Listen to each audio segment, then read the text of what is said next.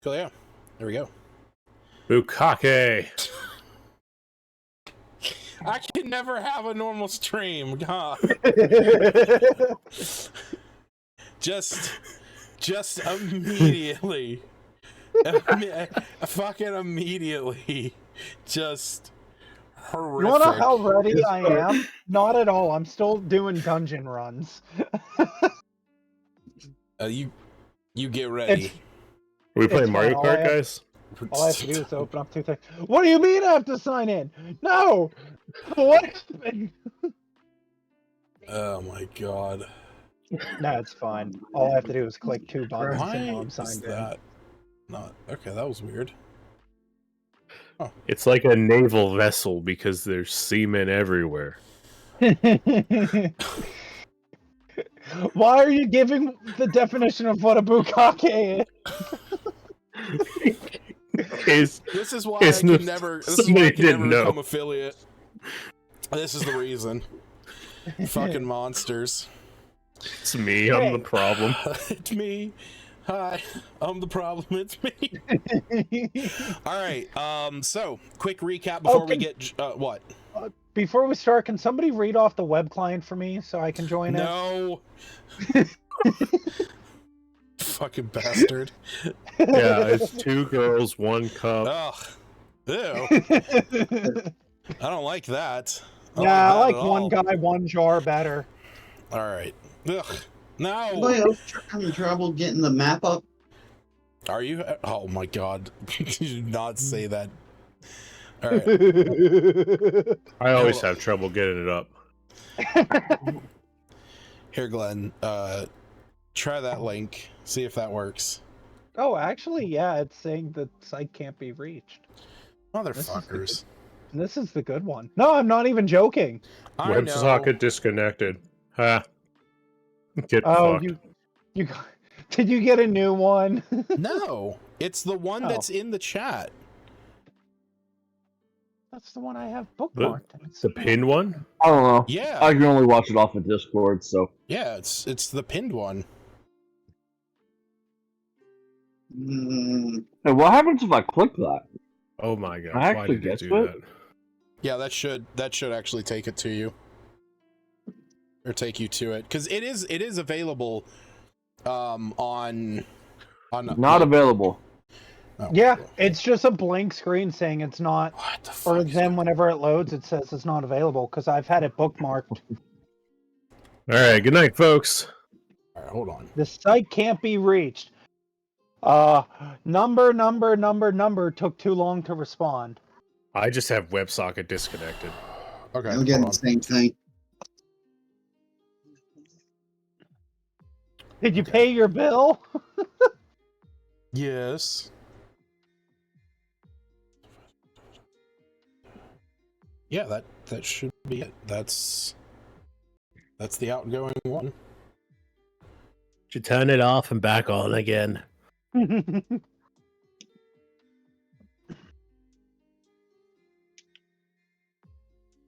I did actually. That's actually what I just did. Okay. Tech support 101. You're welcome. Shit, I can't even check that. Oh, what is going on here? Well, D&D's cancel. I fucked shit up today. All right. Well, okay. So you guys know what a bukkake is, and there's the reverse my bukkake. God. No, I don't. You don't know what a Even though I bukkake think you is? told me Hold on, to- let me explain it in explicit detail with visuals. Just imagine Sure. Jared's sister. Oh! What is that connected to? That's connected to that. Okay, that's right. The leg bone's connected to the hip bone. Shut the fuck. Oh, the one that I dislocated the other week. I gotta close On Jared's everything sister. out on my iPad.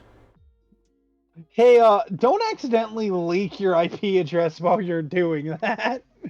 I don't think I did. Look, if anybody wants to dox him, just hack my account. I can find him. Yeah. Yeah, dox him, not me. Yeah. I doxed myself for the longest time. I mean, I still do. It's my right. username is my fucking name. Try it now. It's okay, guys. I'll just list my full address. Same ID? I Same live ID, in yeah. Camelot. Yeah, the one that I put in Rime time. No? Who the fuck's rhyme time? Yeah, it's just stuck loading. What the fuck? Okay. Hold on. Page not available. So, anyways, there's this anime called Boku no Pico, and No. it shows a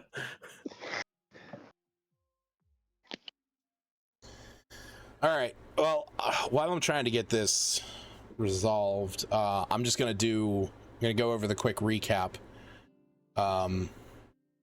So last time, you guys had just awoken after resting for the night at the Ice Giant Lodge. You had met with a few kobolds, and had also met with the dwarf rogue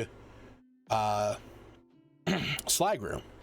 You also found the 2 teenagers that had been kidnapped, Finn and Silja, and were able to get them back to Dugan's Hole. Oh, just saw maybe that. Hold on. I'm just gonna go through the process of pulling it up now. You better pull it up. Usually it takes me a full pulls to get it up. All right. See if you guys can connect now. WebSocket disconnected. Connection timed out. Motherfucker. Unavailable.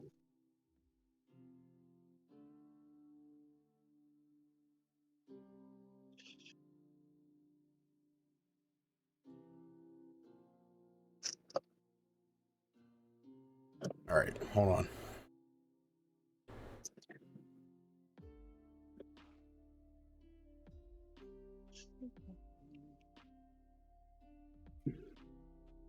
Oh, yeah, sure, Hannah. Let me just go ahead and post the link up right in the middle of Lucas's stream chat.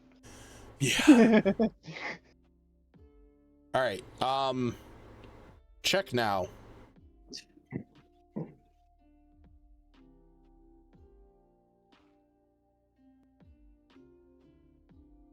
Oh, hey, look at that. Did it work? No. No. You fucking piece of shit. All right, do me a favor. When you guys go into that site, click the Encounter Plus in the top left and make sure that the remote host is the correct IP address. I don't know what you just said. In the top I left. see what you mean. Yeah. On my phone. It should be the one identical to what's in the pin message, Yes. Yes. right? So 42, 98, 113, 94. Just the worst. Why is this not working? No, it's right. So Yeah. Son of a bitch. you got your ports forwarded? Yeah, actually I do. Gonna double check it.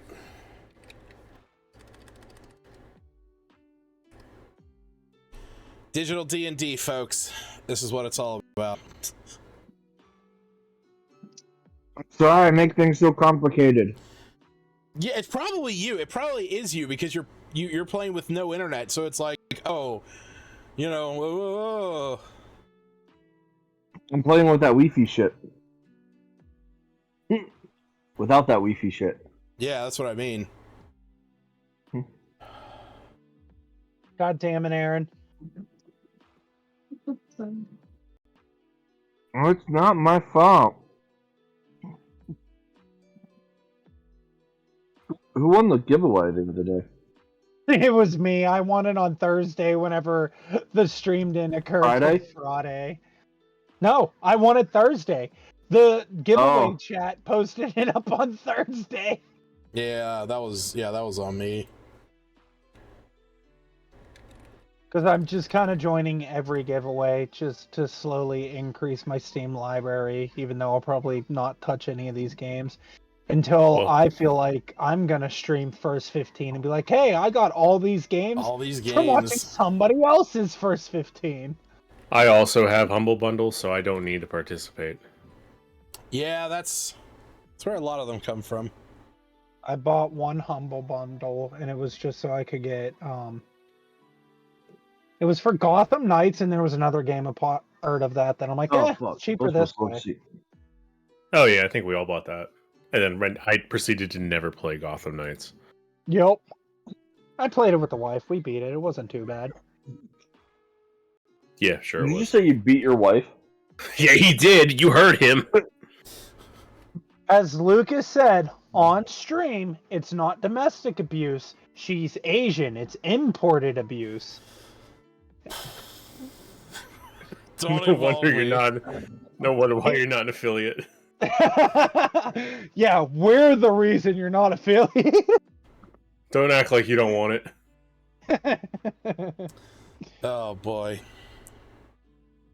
All right, come on. Come on the fuck You know what? on. While we're at it, while he's trying to do this, let's just cancel Lucas right here while we're sitting here. Totally. Let's talk about everything Lucas has said. Lucas has a white robe and a burning cross in his front yard. What the fuck?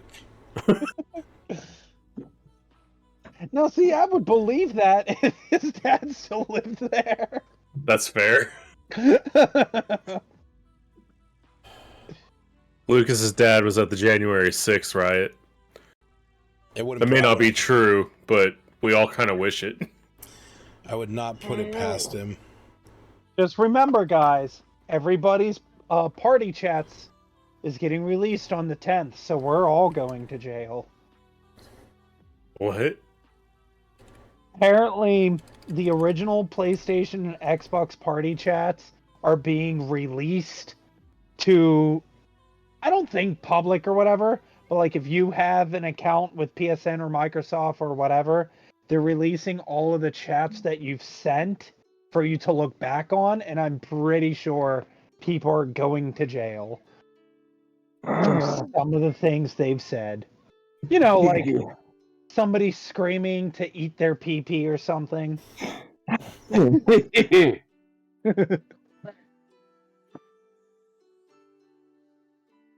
put 2 in because they're a small bag. Okay. Hey, you want this before I hurt myself with it? It's very sharp right now because I've been playing with it. Yeah. Okay. Guys, help. She's yelling at me. I'm yelling at you. Abuse, domestic assault. You deserve it. Remember, it's not domestic. Probably. She's Asian. It's imported. It's not domestic abuse if you consent, sir. It's S&M. Jesus. I love Pokemon Sun and Moon. You got it.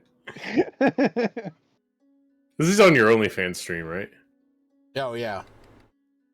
I mean, obviously, he's not streaming D&D. He's streaming 1D, that's for sure. One Piece. Oh, One Piece. We can. Oh, Jared, we have time. We can talk about One Piece. Oh my god, we absolutely can. Guys, you should all. Everybody in his chat needs to watch One Piece, and if you don't, you gotta start now. Lucas is about to get into it hardcore. He doesn't know it yet, but The entire pirate character I play in P5 is based off of One Piece and nothing else. the entire campaign I made was based off of One Piece. Come to think of it, I guarantee I could probably make a necromancer that's just Gecko Moria. Oh yeah, go around the world. She.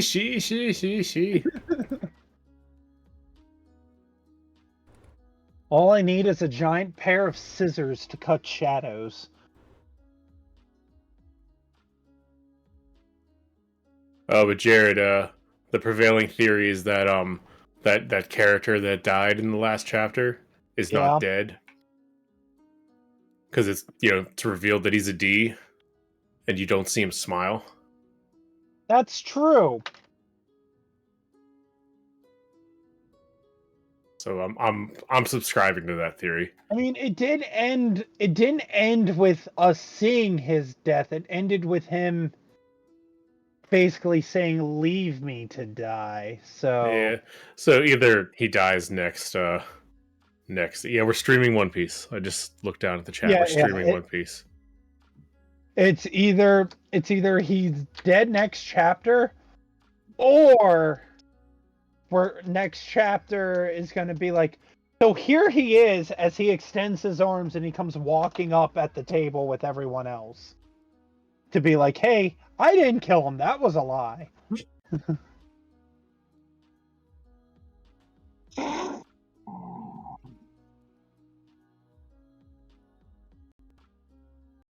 there's this person that can explain the chapters and everything in the best way possible. We could just show his video on stream. Sir, the map is up now. Is it? Yes. Is it? Oh my god. As much fun as it would be to fuck with you some more. No. Oh my it's god. up. Okay. Is everybody else good? Hold on, I'm loading it. Hold on.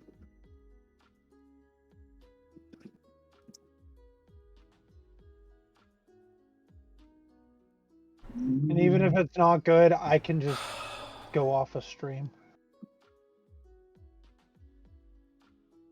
Guys. Okay. I'm gonna try it via link and not my bookmark and see if it works that way, because it's still not working for me, but Don't open up Crunchyroll, damn it. Justin, get off of Crunchyroll. It's D&D time, damn it. Where are the pinned messages? Under the pin. Pins. Yeah. you know that pin up at the top?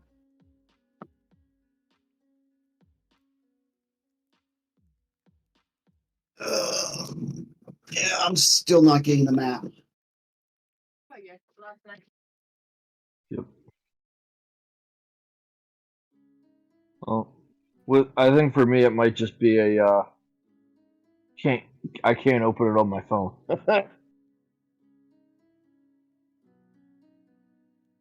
Glenn's not able to get it. Justin's able to get it. I am still not able to get it. I refreshed the page to see if I can still get it. It's loading. I don't know. So it was there for 2 seconds. I mean, it's still there. Oh, now it says web socket disconnected. All right, goodbye. So back to One Piece. Back to One Piece. Yeah, I kind of agree with that theory that I don't think he's dead. I mean, I suppose there's still more flashback. He could die, but yeah.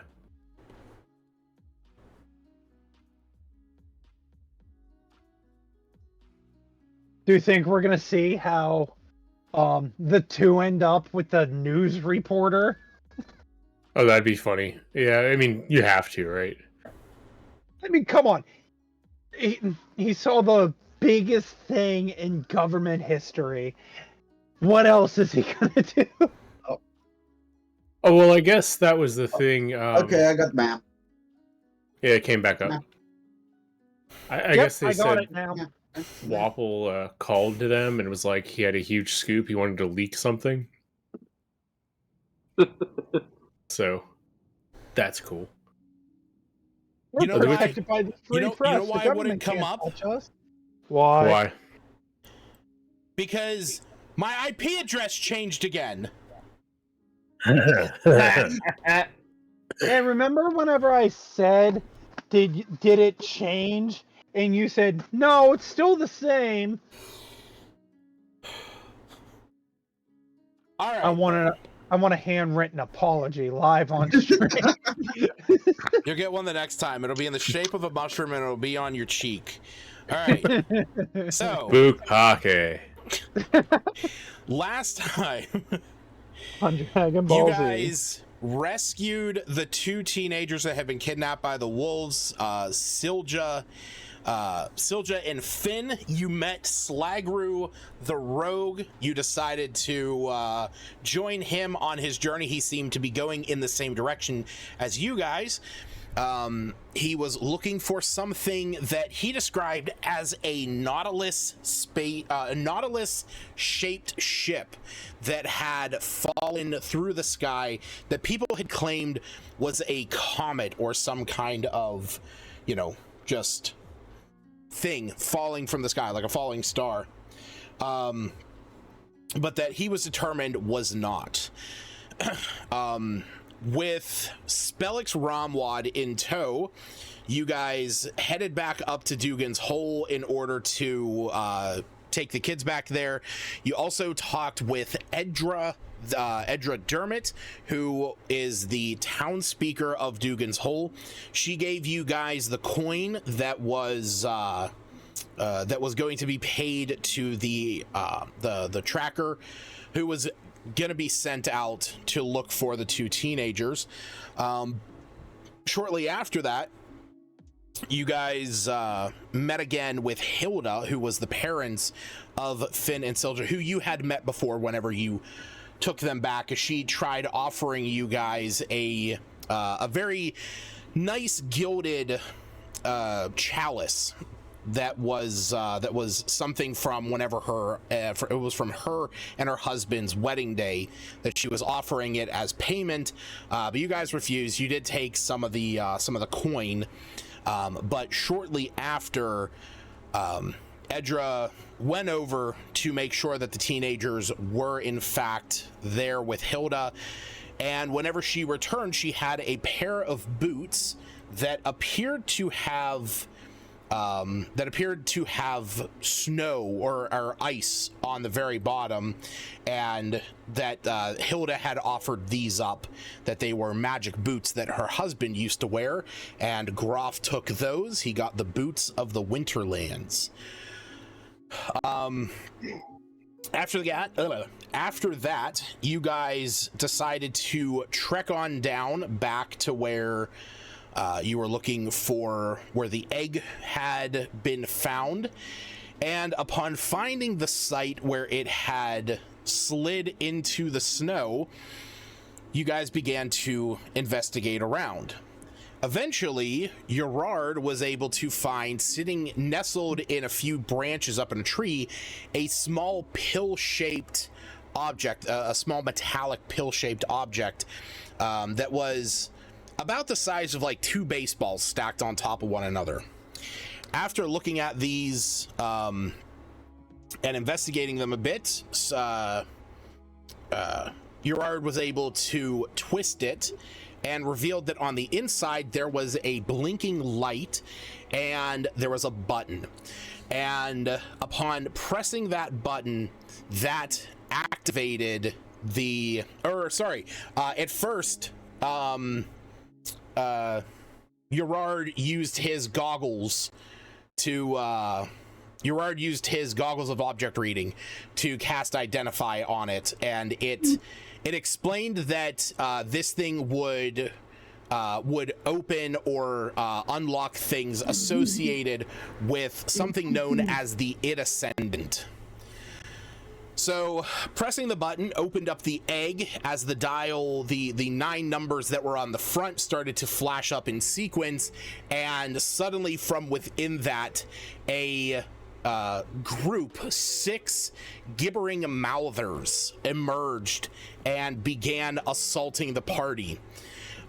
During this conflict, Spellix Romwad was eaten by one of the mouthers. And while you guys survived, some of you definitely took a bit of a beating. But you were able to survive, and in the end, you decided to hold on to that pill-shaped object and continue your journey onwards, because after fighting the Mouthers, you realized that the light that was blinking on it was now kind of in a stationary position, acting almost like a compass, leading somewhere further to the east. Actually, to the southeast. So with that, you guys followed where that was going, and upon reaching the upon reaching a small dale in the snow. Crap. That's my thing. Here it is. Yeah, you found yourself in a small valley, and there was an eerie glow that was betraying the monstrous outline of something stupendous and ominous sitting in the snow. It appeared to look like a cephalopod of some kind with slimy, ropey tentacles as thick as tree trunks that has tried and failed to bury itself in the snow. And as you were looking on at this sight, from the ground, 2 insectoid creatures launched out at you, and this was the scene we were left off on. So that's where we're going to pick up. I need everyone to roll initiative.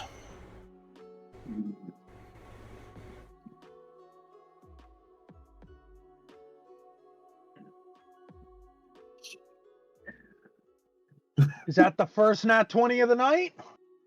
No, that's not a nat 20.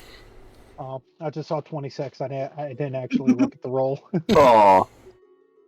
It's like, wait, why are the Do you get my roll, Lucas? I can see your rolls. Okay. I don't know whether Probably I should should be have had happy my with this character roll or sheet up. not. Don't worry, Glenn, Jump and be ride happy. one of them. Jump and ride one of them. There we go. Okay. It's like Now- a bull. Now we got the rolls coming in. Okay, good. So Smith got a 6. Gerard got a 19. Slagru got a 26. And who also got a 6. Yay! All right.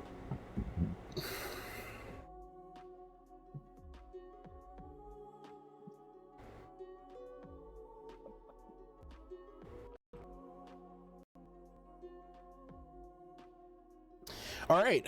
So these things are going to have a surprise round. Because while I know that you guys knew, this was going on for a solid 2 weeks, at this moment. Yeah, I'm hardly surprised. Oh, wait, actually, hold on. You know what? I'm going to do it this way. Let me look at all of your passives. Okay, Justin, you are the only one with a high... Or wait, no, I'm sorry, I'm looking at the wrong number. Actually, never mind. You guys are all good. I had written down here that I was going to do passive perceptions, but yeah, you guys are all above an 11, so... So you guys are good. You're not surprised. I'm not surprised. I am. You're with some of your scores, you and your +1 wisdom. Yeah, all my right. score is pretty low. So yeah, top of the order, Slagru. These 2 insectoid creatures launch themselves out of the snow. You can see that they are covered in snow. They have a bit... I know in this picture it's fairly yellow, but they actually have more of a whitish look to them, a bit of a grayish look, and they are also appear to be very slimy. How do we know it's just not yellow snow? I mean, you can always taste it. It's No. not mushroom juice. No. We've already indicated That's that's all right. mushroom juice. It's not snow. It's yellow snow is not yellow snow. It's mushroom juice. Oh god, that's right, mushroom juice. Oh, see, he knows. Sorry, guys. Take it. That was a thing. It was a thing. Was a thing. All right, so Glenn, you are on top of the order. What would you like to do as these things jump out? I will say that at least from what you can see, they have clear intent to attack you as they are approaching with biting maws. Okay, I'll head over to C2. Okay. Okay. Let's head over to my character sheet. Okay. Oh, get rid of all that. All right, going to try to hit this guy. 17. 17. All right, that hits. Cool. Get that out of my way. All right. All right. I forgot about the That's fine. You can just roll it again. 12.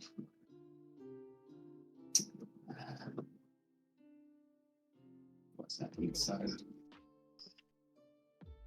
It's fucking cold in my house. And 8. All right, so we got 20, and that would proc your sneak attack if you wanted to do that.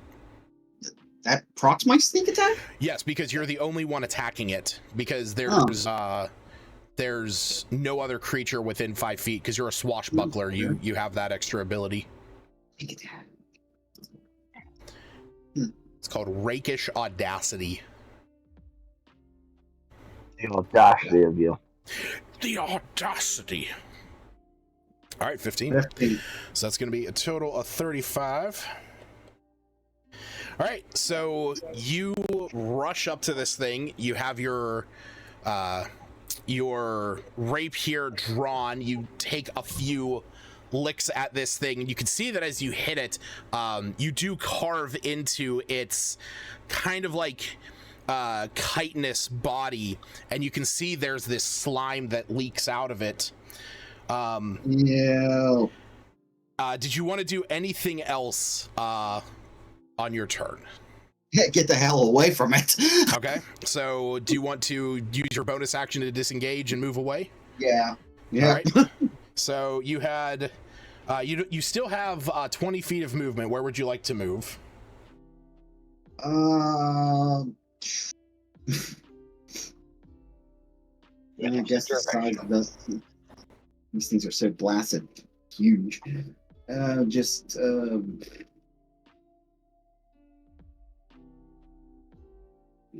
Oh, nope, that's 30. I gotcha. Right there? Yeah, there's good. Okay. All right.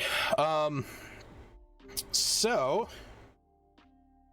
as you move over there, you get yourself into position. You run up, take these slashes, move back, and then as you are moving backwards, you kind of feel the ground under your feet kind of dip a little, as all of a sudden, jumping from the snow, you see two smaller creatures that launch themselves out of the snow.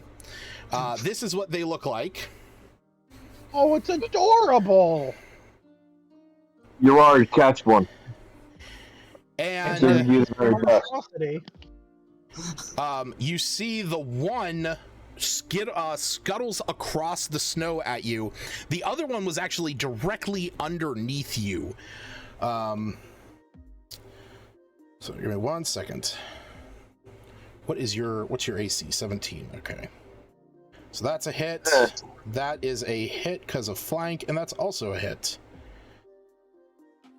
Oh, for fuck's sake. All right, so Slagru, you are going to take 17 points of piercing damage, and the one that scuttled across the snow is now attached to you. Great. So it like jumps up onto it, it kind of like launches itself up with these tentacles and grabs onto you. You can feel it biting into you. So that is going to be sitting on top of you, and this other one is going to attempt the same thing. That's a hit, and that's a hit. Oh, for God's sakes. You are going to take... You're going to take another 18 points of piercing damage, and this one is also attached to you. You got nipples. Mulligan. Yeah. Gerard, it is your turn. You just watched these two giant like centipede-looking things jump out of the snow as Slagru went up, slashing the one, and as he moved back, these tiny little scuttlers came up, jumping onto him and biting into him. Gross. Can you do me a favor and put a 10-foot cube around me? Put a 10-foot cube around you. Yes. Sure. Just so I know where I need to move to if I need to. Okay. You mean like that? Yep. Thank you. Because it says 15-foot cube. Or sorry, it says 10-foot cube. For what ability? A presence. And a 10-foot cube from you, make a wisdom saving throw. That is like you could have that like that. It could be anywhere, as long as any point of that cube is touching you. So, should I attempt to get the two little crawly things out of you, Slagger? These things are like suckling onto Slagru. Should I try getting the thing suckling on you out, or should I try getting one of the big creatures to be nice for a round?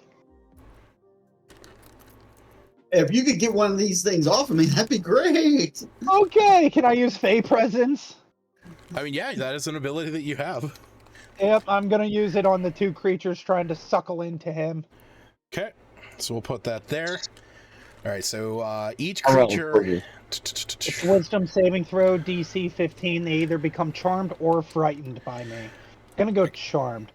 Okay. All right, so Glenn, I also need Slagru to make this, because it is each creature in a 10-foot cube. So Glenn, go ahead and make a wisdom saving throw. Well, it does say you can cause each creature. Yeah. So is that choice or no? No, that is not choice. If not, even if Slagru's charmed by me, I don't think anything's gonna be truly different. I mean, yeah, that's it. It's the creatures that fail this are charmed or frightened, and so charmed just means that that he can't attack you. But I hope he wouldn't anyways. Yeah, so that's usually the other campaign. Yeah, that is to the benefit. Okay, so they both fail. So these carrion these little carrion stalkers are now charmed by you. Can I convince Have them fun with your new pet? Can I convince them to get off of him since they're charmed by me? I'm gonna say no. Okay. The charmer has advantage on. Okay. Yeah. That was my action. Mm-hmm. I'm gonna see here if I mean, they're kind of burrowed into him, so I can't like rescue him and they fall off. They are like wrapped around. They have like these tentacles that come out of from underneath them, and so kind of like a face hugger, they wrap around, and then they're like suckling onto him with these chitinous little teeth on the underside. So pretty much the most I can do is attempt to talk to them if they are a beast or a monstrosity with the below that with animal handling. Would you allow that as a bonus action or no? Of me trying to convince them to get off of him with the animal handling and speak with animals. Oh, with animals? Yeah, because that is always on, which we've discussed. Yeah, but you were saying animal friendship? No. Speak with animals with animal handling. Oh, if they're a beast or a monstrosity. No, I'm gonna say that if you would want to do that, I'm gonna say if you wanted to do that, yeah. Wait, hold on. You can target a beast monstrosity when you cast animal friendship or speak with animals. So since you have that on, you don't hear much. There's not much that you can actually understand, as all that you can hear from them is just like this. It's just this like kind of like sound of them nibbling. Gross. Okay. Yeah. But yeah, beyond that, they're not really like speaking. There's actually not anything that they are saying. Okay. And then in the meantime, I'll just I think I'm good for now. Okay. Yeah, now keep in mind, I mean, whenever you get to your Turn again. when anybody gets to their action, anybody can try and use an action to detach one of these creatures from another creature. So, Okay. it just requires a strength check, so just keep that in mind. All right, so it is going to be Albot.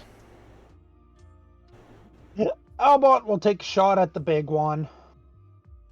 Okay.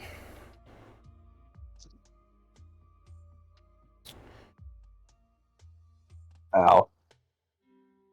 That's an 11 to hit. Okay, that's going to miss. And then I don't have any other... Oh, shit, we've reset all of their HP, so I have to, like, put them all back to 0. Yeah, because I don't have any other animal companions out. Correct. All right, Coolio. Then we are going to go on My turn. to this one. All right, so as Segru is currently being mauled on by these tiny little creatures, and Albot shoots Albot shoots at the one. You see the one that has yet to be attacked moves in and is going for Groff. The what? The big carrion crawler. It's not going towards me. He is. My trap card says otherwise. Well, you don't have a trap card, sir. I have some in this room. Hold on, they're on the shelf right behind me. Well, that hits. That's a 23 to hit. That's a 24 to question, hit. Lucas. What? Have we long rested since last? Nope. No, not since the last combat. And last combat was last game, Yes, and I wasn't at last game. correct. So, the game before that, have we long rested? No. Okay. You guys, have a long rest. you guys finished a long rest. I guess, yes. Between the last session that you were here and this one, there was a long rest. But in the last session, Wu did use his giant's might for one during the combat that went down. Okay. No, so am I at 54 health or am I at full health? No, you're at 54 because Okay. you took some damage last time. Okay. I wasn't 100% sure, and I don't know.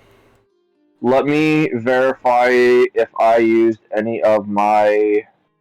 Did I use any of my runes? No, I did not have any of those. The only expendable thing that I used on yours was Giant's Might. Okay. I'm going to use the Cloud Rune and save Groff and have it go to the one that has already been hit. Okay. All right, so the first attack is going to hit. So that is, it's going to take 6 points of damage. And the second attack... Wait, this is me taking damage? No, not yet. This is now you taking damage. That's 6. The first attack was going to the other crawler. This one, on the other hand, is... you're going to take 3 points of damage, and I need you to make a Constitution saving throw. And this is to avoid being poisoned, which I know you have advantage on because you are a dwarf.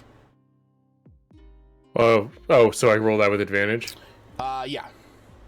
Yeah, Okay. con save with advantage, because this is to avoid being poisoned. Well, that didn't matter. Okay. Damn. Oh, actually, you know what? You only take 1 point of damage. I forgot you have resistance to poison damage.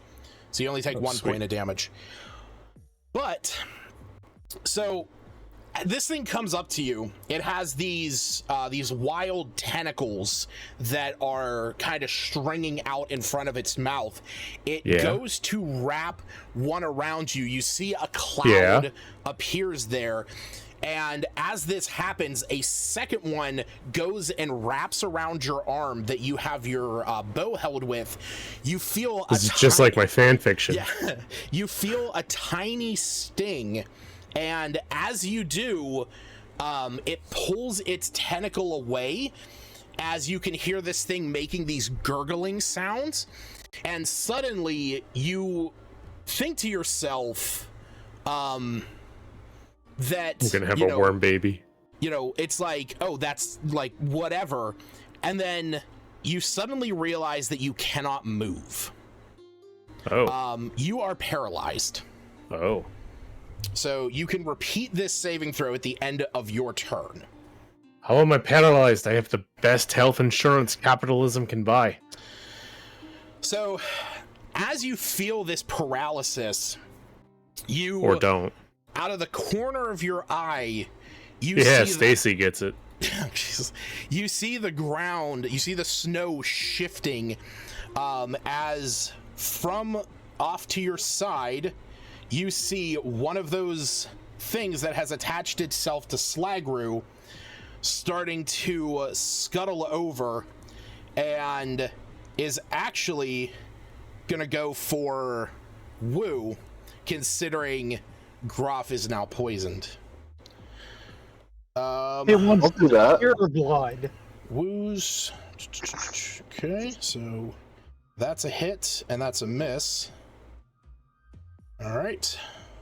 So, Woo, you're going to take 7 points of damage, and this thing has pulled itself onto you and is attached to you. Okay. All right. 7? Yes, 7. All right, Groff, you are currently paralyzed, which means you are incapacitated, can't move, and cannot speak. And you automatically fail dex saves and strength strength and dex saves. Attacks against you have advantage, and any creature that hits you within 5 feet is a crit. You may attempt your saving throw. Well, what if I want to speak? You can't. You are. What if I want to move? You can't. You also. What if I want to take an action? You cannot do that. Or reactions. Do I still get? This is not one with advantage. This is just regular, right? No, it's this to end it. No, as a mountain dwarf, I believe you just wait, I'm looking at the wrong character sheet. Yeah, no, I think yeah, you are. Yeah. Saves against poison. I'm gonna say that you have advantage because it is still trying to save against a poison. I mean, I'm not gonna argue with that. Let's see. 13. Hell yeah. All right. You try. You're standing there. You're trying as best you can to get past this, but as the seconds go by, you are still locked into this position you were when these things jumped out of the snow. This game sucks. All right. Bonus action. Bonus action? No, What? you can't take actions. Not even the bonus variety? No. Huh. All right. From the back, you see one more of these small little scuttling creatures. This one likewise going after Woo. Woo, you are going to take 11 points of piercing damage, and this one is likewise attached to you. Does it proc Sentinel? 13. 11. That would proc Sentinel, actually. 11, Aaron. Yes, Smith, that would Am I risk hurting Woo, or do I have like a clean shot on him, or what? I'm gonna say that it is going to have a higher AC, considering you're trying to almost like call your shot and like slice this thing off without hurting him.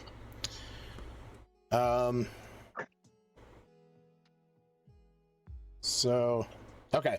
So you go to take your swing, but as you do, you know, you're not wanting to chop off Woo's arm, and you just barely miss this thing as it has now like pulled What's itself. His AC? Its standard AC Even with is flanking? even with flanking, yeah. Isn't that a plus, what, 2? No, because Albot's not actively engaged with him, because Albot was engaged with the carrying crawler. Okay. All right, and now it is this one. Actually, go right there. Gerard. What is your AC? 13. Okay. High enough. What's that? High enough. High enough, yeah. All right, I need you to, you're going to take 3 points of poison damage, and I need you to make a Constitution saving throw. Okay, but as a reaction, it goes up in flames. Okay. Dexterity 15. Cool. Wait, this isn't a human. All right. Oh, damn it, Jesus Christ. 40 fire damage, All right, or go, half. Go ahead and roll your con save. Can I use my inspiration? Do you have inspiration? Yeah, because I rolled a 1 the last fight and got inspiration, and we never long rested yet. Okay. Okay, that's better. Okay. So this thing comes up to you. It wraps a tentacle around you. You feel that same pinprick that Groff did. As you feel that, you see that it is pulling itself in to try and bite at your stomach. And it's at that point that from that pinprick, you release this gout of fire that stretches up the tentacle, lighting this thing ablaze, turning it to cinders. Rob is thinking, the little boy did it and I couldn't. What the hell? Yeah, just like out of the corner of your eye, you see, you're thinking to yourself like, oh, Gerard's a dead boy. When a giant alien creature comes up and wraps a tentacle around me, my next initial thought is bursting into flames. My next thought is harder, Daddy. You, as this thing bursts into flames, you feel your body kind of tensing up and tightening, but you are able to resist that and pull yourself out of that. Woo, it is your turn. 5 points of damage, right? What's that? Yay! It was 5 points of damage, right, that I took? I think that's what he said. I thought you said 5. I took 3. 5. 3, okay. Yeah. I'll add 2 more then. I thought you said 5. My bad. Nope. All right, Woo, you have 2 of these things on you. They are suckling to your arms. One of them is crawling up towards your face. Is this? I'm gonna use my bonus action to use my heal rune to take half damage. To take half damage And then to take half damage from what? the heal rune allows me to take half damage. Oh, Jesus Christ. I thought it was like a reaction. I thought this was like something in reaction to something. Okay, so yeah, you're getting resistance to mundane damage for 1 minute. Okay. Yes. Gotcha. Yeah. All right. So that's my bonus action. And then I'm just going to attack. Can I attack one of them? Yeah, you can try. Or can I only... Okay. And then... Yeah. So, first attack... Yeah, because while they are attached, they are slightly harder to hit because they're kind of like, you know, embedding themselves into you. Right. Okay, so that is gonna miss. And second attack... That is also going to I miss. hate this. I hate this app.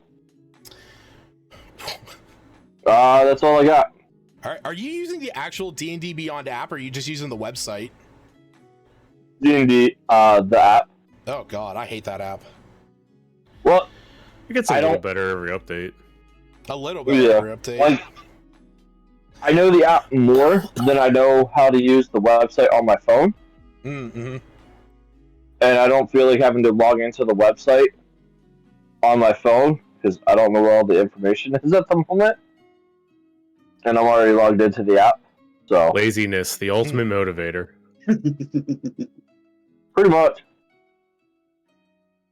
But also, Lucas, I have advantage against being poisoned as well. Okay, I will keep that in mind. All right, Smith. That's all I got. It is your turn.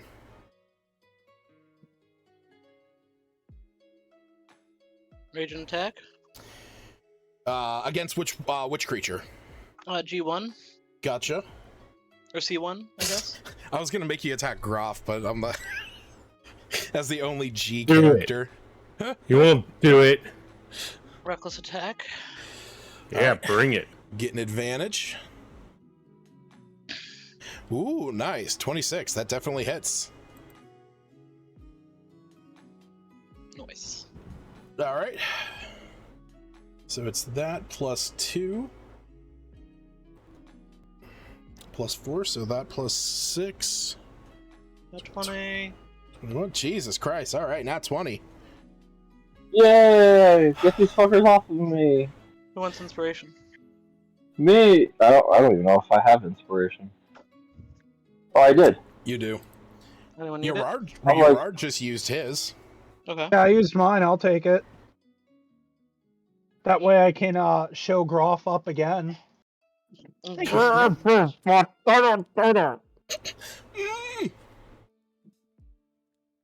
Hey, Groff sounds like Lucas. With All right. more diabetes, surprisingly. Wait, why did you roll twice? I have an option to reroll my damage. Oh, okay.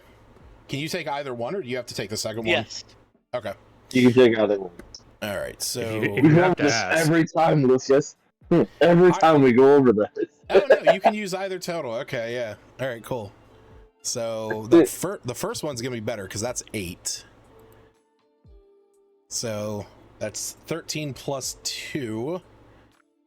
So that's 15.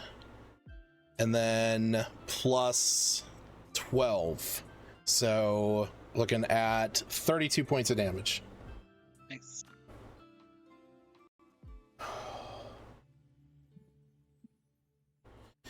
Oh my god.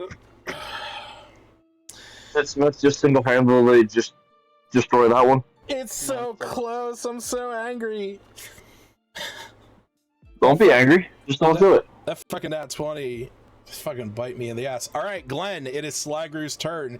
You have 2 of these small carrion stalkers suckling onto you. What do you do? I'm going to try to get one of them off of me. All right, so Get fucking with another fucker. so here's the thing. You can either attempt to attack them, which they do have a higher AC while they are attached to you, or you can attempt to detach them by making a strength check. Also, if you try attacking them, despite the higher AC, it will ruin the charm if you do hit them, I believe. But also, if you kill one, the other one's still charmed, so tomato, tomato.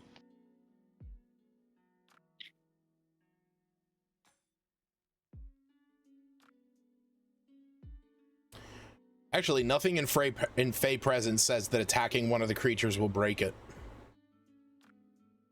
I thought that was just charm in general. I thought that was just the condition charmed in general. I'll have to look into that. So what would you like to do, Glenn? I got look at my strength thing. Yeah, I'm going to try to attack him. Okay. Because I got a -1 on strength. Ooh. Jesus. Hell yeah! Is that a Alright. nat 1? That is a nat 1. All right, Yeah. Slugger, I need you to roll damage for that. There's Yeah, nothing in just the stabbed himself. there's What, nothing in the wait, more? charmed condition about ending it. Yeah, there's nothing in the charm condition about ending it. Fey Presence does not have an end condition, but that's mostly because it's only charmed until the end of your next turn. It's not like Charm Person, which lasts for a while, and it's just momentarily they're kind of beguiled by you. Slagru, roll damage for your weapon. I got it confused with Animal Friendship. That's why, because with Animal Friendship, if you or one of your companions harm the target, the spell ends. 16. That's why. All right, Slagru, you go to stab this thing, and as you do, its mass of tentacles on it that is kind of covering your it's starting to cover your entire arm now. It moves out of the way and you end up stabbing into your arm. You're gonna take 16 points of damage. Oh, cool! I'm dead. Well, you're dead. When did we start doing self-inflicted damage? Whenever this creature attached it to himself and he rolled a nat 1.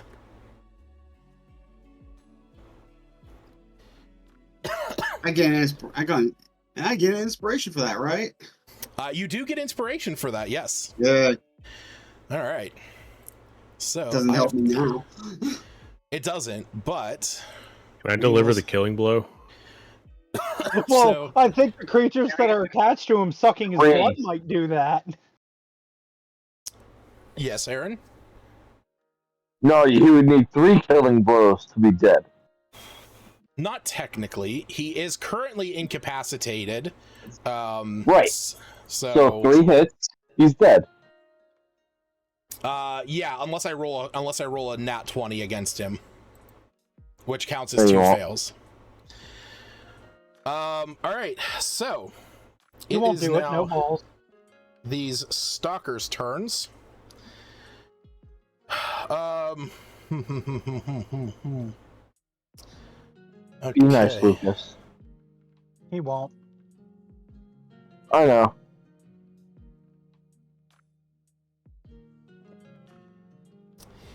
All right. So, what you see is the one that is attached to his arm. It just detaches. And it is going to slither across the ground. Oh, that's the wrong one. It is going to slither across the ground over towards Gerard and is going to attempt to it's still attach trumped by me, isn't it? Oh shit, that's right, it is. Okay, then it's going for Niyagiri. Yeah, suck it, Lucas. I need to pull up Niyagiri's stats. I have him if you... Yeah. He has an AC of All right. 13. Wow, each one of those misses. Holy shit. Okay. So you see this thing, it moves over and it looks over Gerard, and it kind of like shakes itself a bit and then looks over at Niyagiri, goes over there, but just the distraction of Gerard, but there's also some kind of magical influence that is stopping him from fully connecting with Niyagiri. The one that is attached to Slagru right now, though, it slithers up to Slagru's face as Slagru has hit the ground, as you guys see that he is incapacitated at this point. And as this thing crawls up to his face, you see that it starts to kind of undulate a bit. Its tentacles suck in, and then all of a sudden, it releases this burst. So I need Of what? Self-destruct? So Slagru now Will it has an alien self-destruct? baby inside of him. It's not self-destruct. All right, so I will need, yeah. Actually, I just need, oh, actually, Glenn would just fail this, because... Womp womp. No. I thought he was going to get attacked. I'm like, I got you. All right, Glenn, I need you to mark a failure on your death saves. Or 2. No, just 1. Sick? Slagru, as you go down, this, you attempted to stab this thing that was attached to you, and suddenly you feel the steel of your blade dipping into your arm, and you just kind of feel yourself growing weaker, and then you hit the ground, your head lands in the snow. As you're laying there, you're kind of having this moment where your head is pounding. You feel a release from your arm as the one that was on there has now sloshed off, and you can hear it just faintly next to you. But there's one that now it moves up your chest onto your face, and you can feel this warm liquid begin to seep into your mouth as this thing is attached to your face. I love this session. All right. All about sex. Urard, it is your turn. You just watched this thing try to attack Neogiri, and the other one release this kind of explosion of goo from its back. The one that was attached to Slagru's face. Can I go ejaculated? Can I go grab the one that's attached to his face and use animal friendship on it to try and get him off? You can attempt that. Alright, I'm gonna attempt it. It's a wisdom save 14. I gotta check and see if it... Okay, it did not. Alright, he succeeds. Okay, because the other option is just trying to talk it off with animal handling, but... Yeah, you go up to this thing, as you get closer to it, as you move up to this, you can now hear very faintly with your speak with animals, you can hear a muttering through that kind of squelching, sloshing noise that it was making as you hear the word babies, babies, babies. Oh, can I use animal handling to try and convince it to get off? Ew. You can. Crazy. What's already doing? I mean, it's already halfway through, but like, come on, it's either that or I use animal handling on the one that tried attacking Neogiri. Which one should I try here? Save Slagru or the one that's probably easier? Oh, you're going for the easy one, aren't you? I mean, it's up to you. I mean, what do you say to this thing? What do you do to this thing? Buy dinner first. As you go up to it and you try to cast this spell and you realize that it does not take effect. I guess the animal handling part would be like, listen, we can find you other creatures. Just we just need to keep this one alive. I can feed you. We can adventure together. Just we need to stop doing what you're doing right now. I'm well aware that you have advantage on animal handling checks, but roll this with disadvantage. Oh wait, that's right. You only have advantage for creatures with a swim speed. Correct. Yeah, so this is going to be rolled with disadvantage. Okay. I also get my that's one. intuition die. You do get your intuition. I don't think it's going to be high enough even with the tuition die, will it? No. You also have your inspiration. That's true. Here we go. I get a third roll. Yeah. You get to take whatever this roll is. Jesus fucking Christ. Don't worry, I'll roll the intuition die. Yeah! 20 now!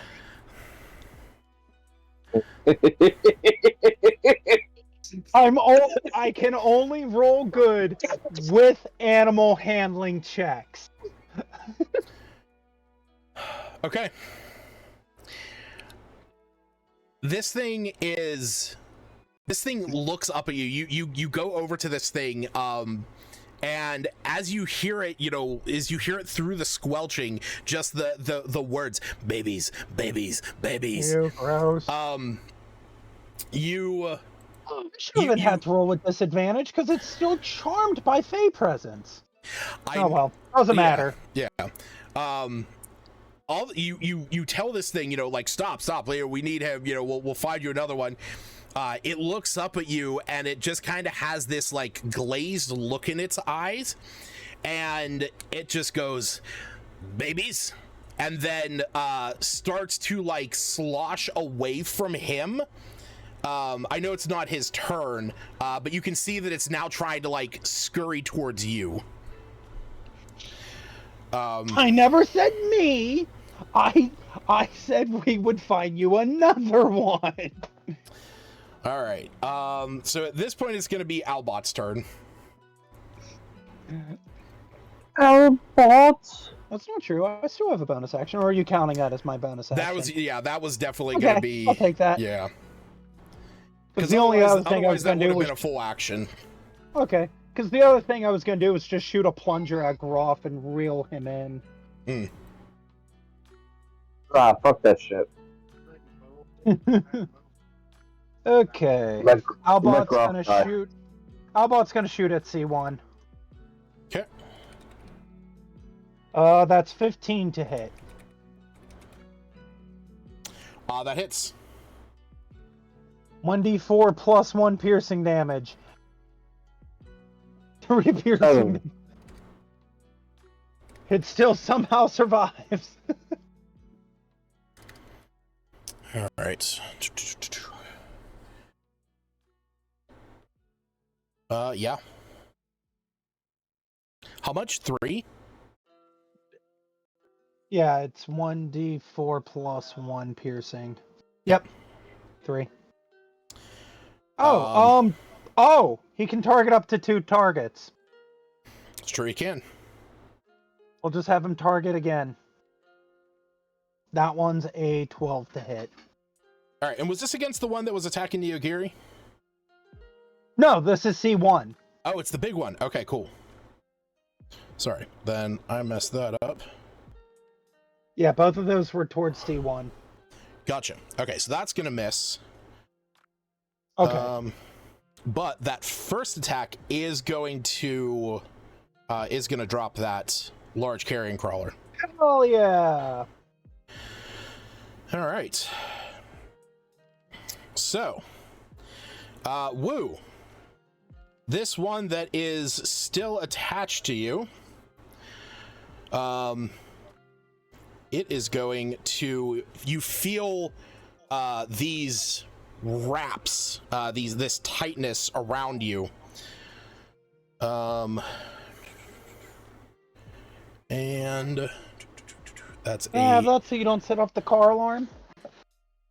All right, so you now just press every button. Woo, you are going to take 5 points of piercing damage.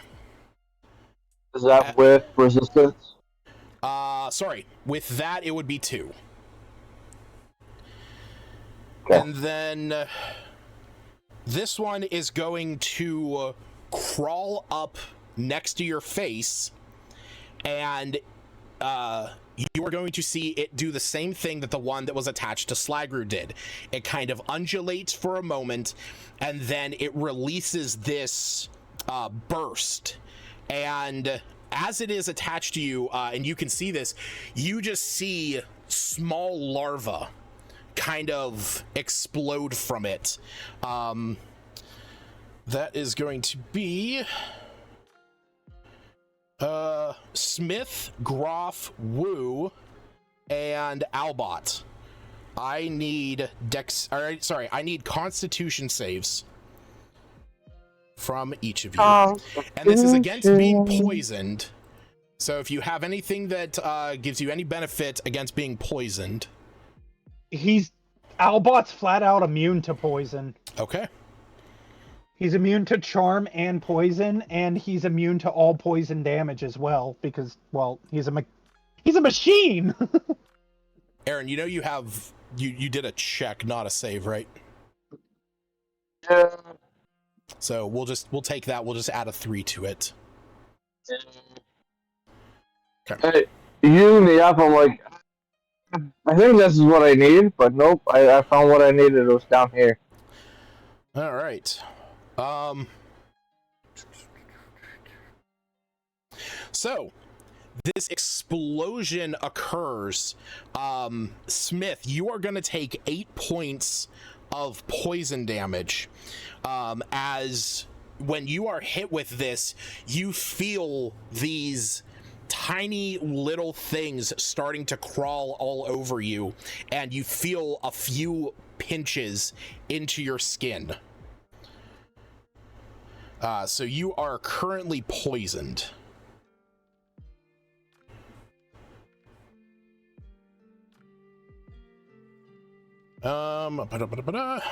Groff, go ahead and roll that saving throw, sir. What about my bonus action? No.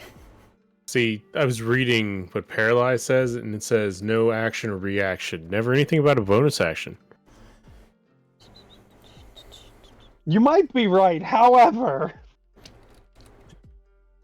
I also can't speak, and that eliminates most of my bonus actions.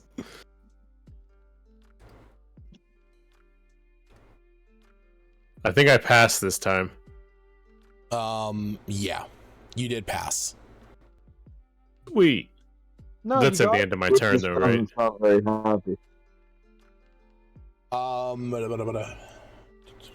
Oh, I have poison resistance too.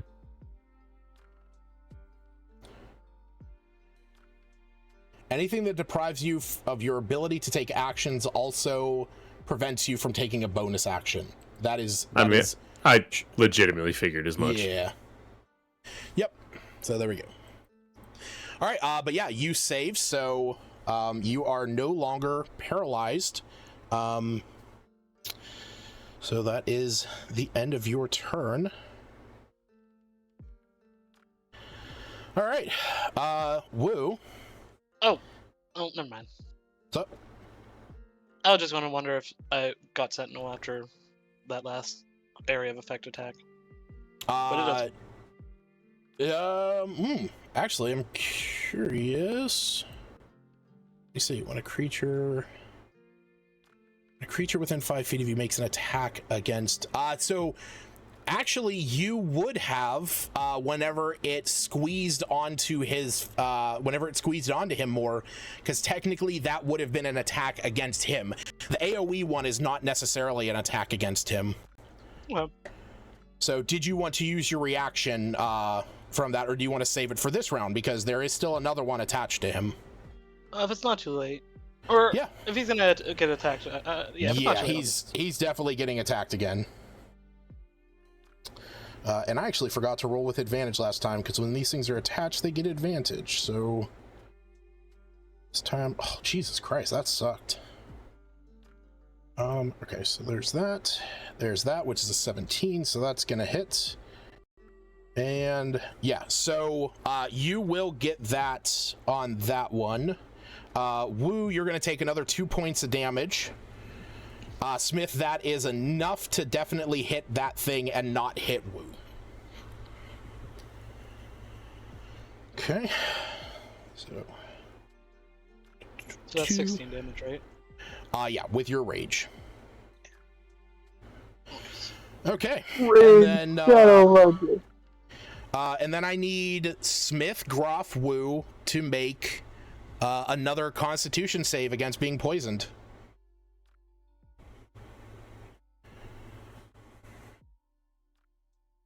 Good thing it can't be double poison. You can't be double poisoned. What does poison do? So poisoned. Poison creature has disadvantage on attack rolls and ability checks. Does that include saves? No, attack rolls and ability checks. Attack roll and ability checks. Okay. All right. So looks like everyone saved against this, as this thing tried to burst larva all over you guys again. Or well, this one tried to do it at least once. All right, Woo. It is your turn. You still have 2 of these things attached to you. Let's use a bonus action and go large. Okay. And then beat a fucker with another fucker. I mean, I know what that means technically, but I don't know what that means. Hey, I'm going to grapple one and pull it off of me. Okay. Go ahead and make a strength check.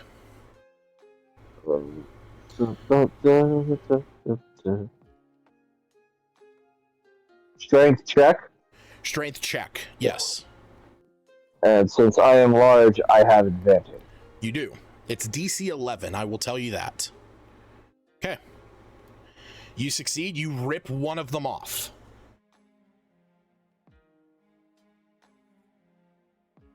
That is my action. Okay. Can I rip it off and throw it, or do I now just have it in my hand? It is now in an unoccupied space 5 feet from you. Okay. So. All right. And we are going on to Smith. Smith.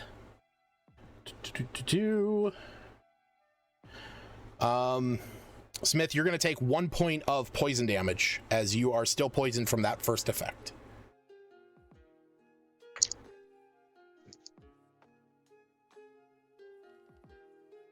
How long am I poisoned? You are poisoned, my friend. You can make the saving throw at the end of your turn. Otherwise, you are just poisoned. Okay. So it's like, I don't want to be poisoned. Reckless attack would make me just roll with a regular die. Yes. Okay. Who do we got left? Just There is one that's attached to Wu, and there's one that is to the south of Wu that is no longer attached to him, and there is one that is freestanding out in the out in between Neogiri and Yorard, and there is still one attached to Slagru's face, and Slagru is still down. No, I got it unattached from his face, I thought. Oh, that's right. That's right. It is slowly squelching his way over to Yorard. It's no longer charmed, so. Yeah. Yeah, it's no longer charmed. I just convinced it to get off with animal handling and so forth. Get off. Yeah. So there's currently 2 that aren't attached, and there's one that's attached, there's 2 that are completely off of creatures, one that's on Wu, and one that's just sitting on Slagru's face. Guess we'll go for A3. Okay. Yeah, definitely hits. Oh yeah. Oh. All right, so we got 15 on the first.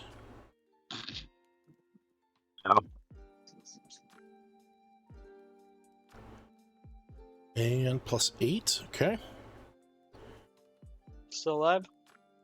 Yes. I feel like these have more health than the other ones. They technically don't. Well, they have very similar health pools.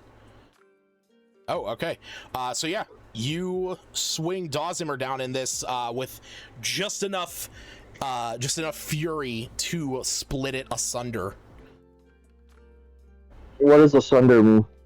In half, apart. In parallel? Sure, straight down the center. All right. Anything else, Smith? Move me. Let's see here. Sorry. You're good. How about next to, I don't know, L1 to the left there? Okay. I don't know. Just if anything happens, I'll maybe proc my sentinel or something. Sure thing. All right. So Glenn, what I need you to do is go into the bottom left corner of your character sheet, click the D20, and make sure and click the arrow next to where it says everyone, and just roll that to DM. Okay. Now one. So click the D20 in the bottom left corner of your character sheet. Click the D20 at the very top. Now there's an arrow right to the right of where it says to everyone roll. Okay. Click that, and now choose the option to send to DM. Nat 1, Nat 1, Nat 1. I think we'll know if it's a nat 1. And then once you click that, go ahead and roll. Okay, I just rolled. Oh, okay, cool. I see it now. All right, so this is the whole thing of no one else is able to see your death saving throws. So if it's a 1 through a 9, that is a failure. If it is a 10 through a 20, that is a success. So go ahead and mark on your sheet whether that was a success or a failure. All right. So we are on to the next turn.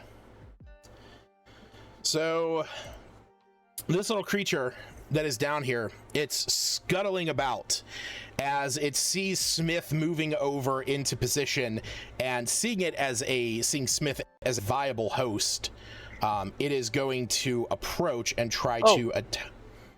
Do I get to roll my saving throw to end my poison? Oh yeah, go ahead and roll. Sorry, that's a con save, right? It is Constitution save. What? Okay, you are no longer poisoned.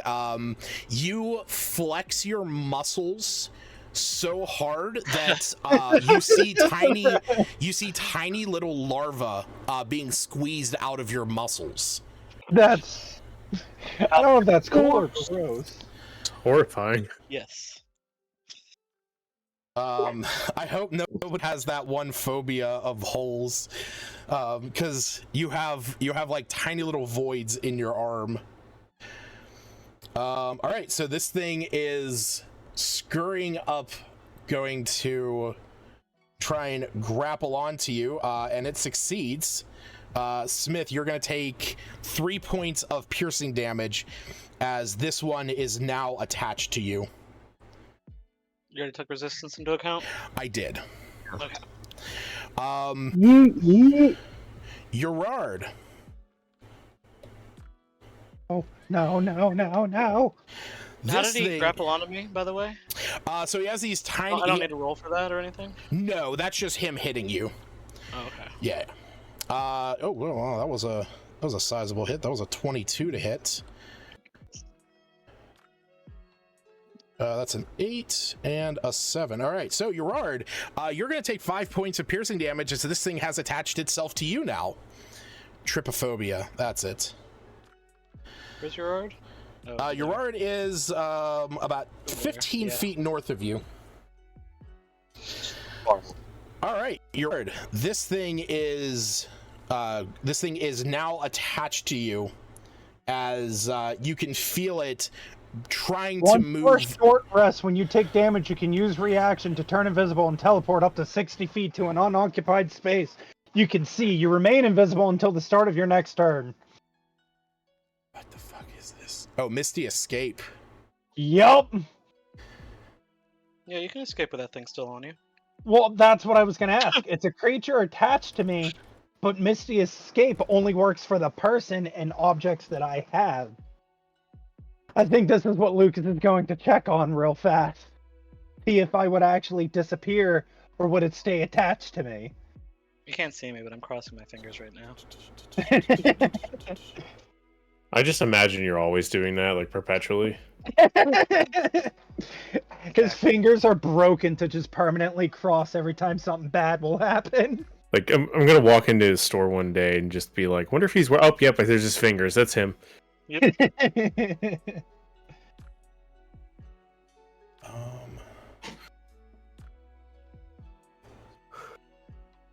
Oh, Hold on. What the fuck? like, no, I can't have this happen again. Okay. All right. No. I'm good. I had to look up the specifics. So, where would you like to poof to? It's still going to be attached to me. Where would you like to poof to? I'm going to poof to down here. Slagru, in your as you lay there in the snow, the warmth of that liquid trickling ever further down your stomach, or down your throat and into your stomach. This is the dirtiest session we've ever had. You hear, the muffled sounds next to you of Gerard calling out to this creature that was laying atop you. Suddenly you feel the weight of it off of you, and as you do, you hear Gerard, and then you hear as suddenly you feel there's no presence next to you. That subtle warmth that was next to you is no longer there, but neither is the squelching noise as this thing has teleported. I had to look at it specifically. While attached, the carrion stalker moves with the target. Okay. That's fair. All right. But it is your turn. All right. I gotta see here.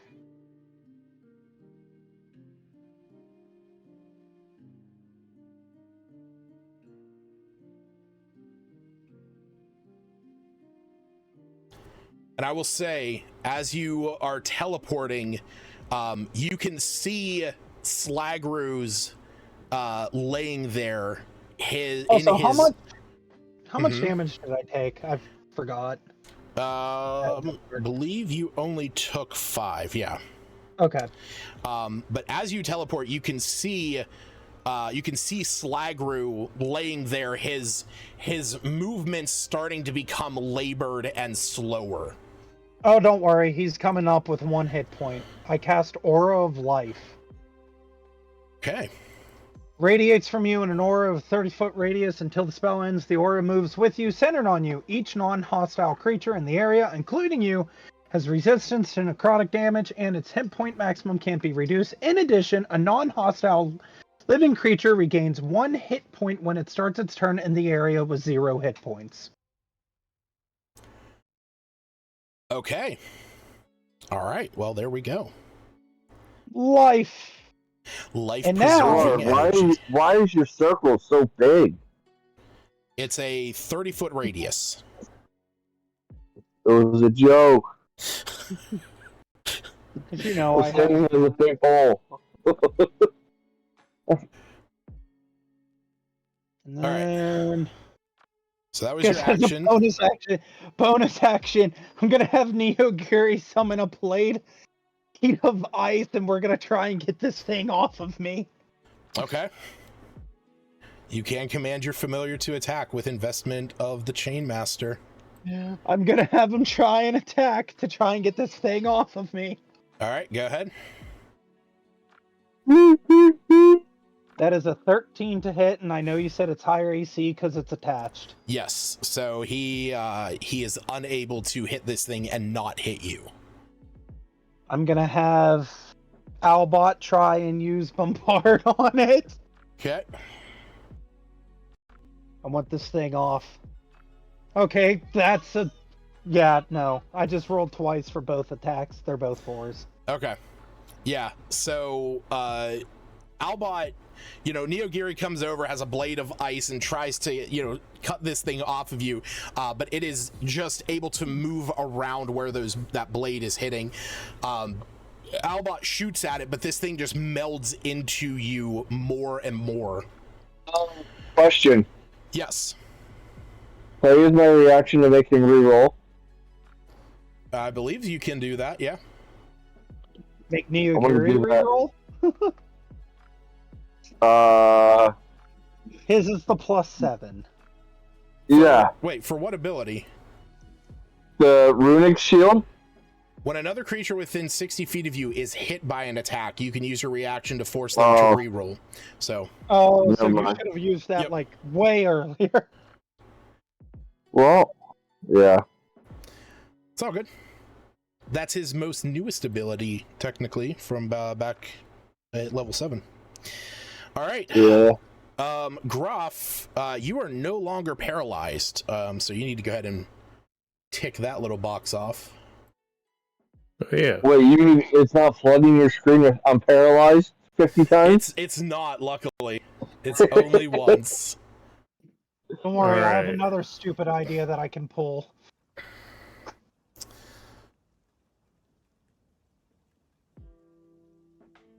Let's see here. So that's 5, 15, 20. So that's 30 if I go around A4. Yep. I'm gonna go slap Slagru on the ass and cast Cure Wounds Okay. at second level here. All right, go ahead and roll that healing. Well, beautiful beans and Slagru, you get 17 hit points back. Oh shit! Thanks a lot. As Like all of a somebody's got to heal you, lad. What is going on? I know he did 1 point for you, but come on, that's just teammates here, right? That's all I have. I have no other way to heal. The only thing I have is to make sure you guys don't die. Yeah, we don't really have the healing. So what did I get? 17. 17. Yeah. 17. Did I have another one? That like 1 point. That other thing? No, that would have procced whenever it was your turn. This is just going to put you up to 17. Yeah. All right. For what it is worth, Slagru had 2 failed saves. Hell yeah! But Hey, he's caught up the wood, or you. yeah. All right. So, Groff, do you do anything else? Nah, I think I'm good. Clear. All right. The one that is attached to Wu, is just gonna keep suckling onto his arm. I'm gonna use my reaction to increase my HP. Your reaction to increase your HP? What the fuck are you talking about? Defensive duelist. This weapon. I can use my shit. reaction to add a I'm plus sorry. 3. I said AC and you said AC, and my mind said HP. I also heard HP. Jesus Christ. I was like, wait, that's not a reaction. I'm like, you're thinking of second wind, bro. That's a bonus action. Yeah, okay. So this thing, as this thing is trying to like get closer and closer into you and, like fester into your skin, you are able to get one of your sabers and kind of like pry at it a bit, kind of plucking it out. It's still attached to you, but none of those attacks would hit that. And it is going to be your turn. I am going to pull this off. Oh, wait a second. And what? Actually, that's only for 1 attack. Is it for 1 attack? Yes. You can use your action to add your proficiency bonus to your AC for that attack. So.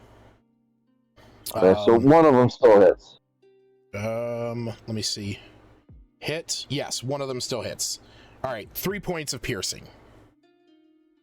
Is that with reduction? That's already with it accounted. Okay. All right, so back to your turn.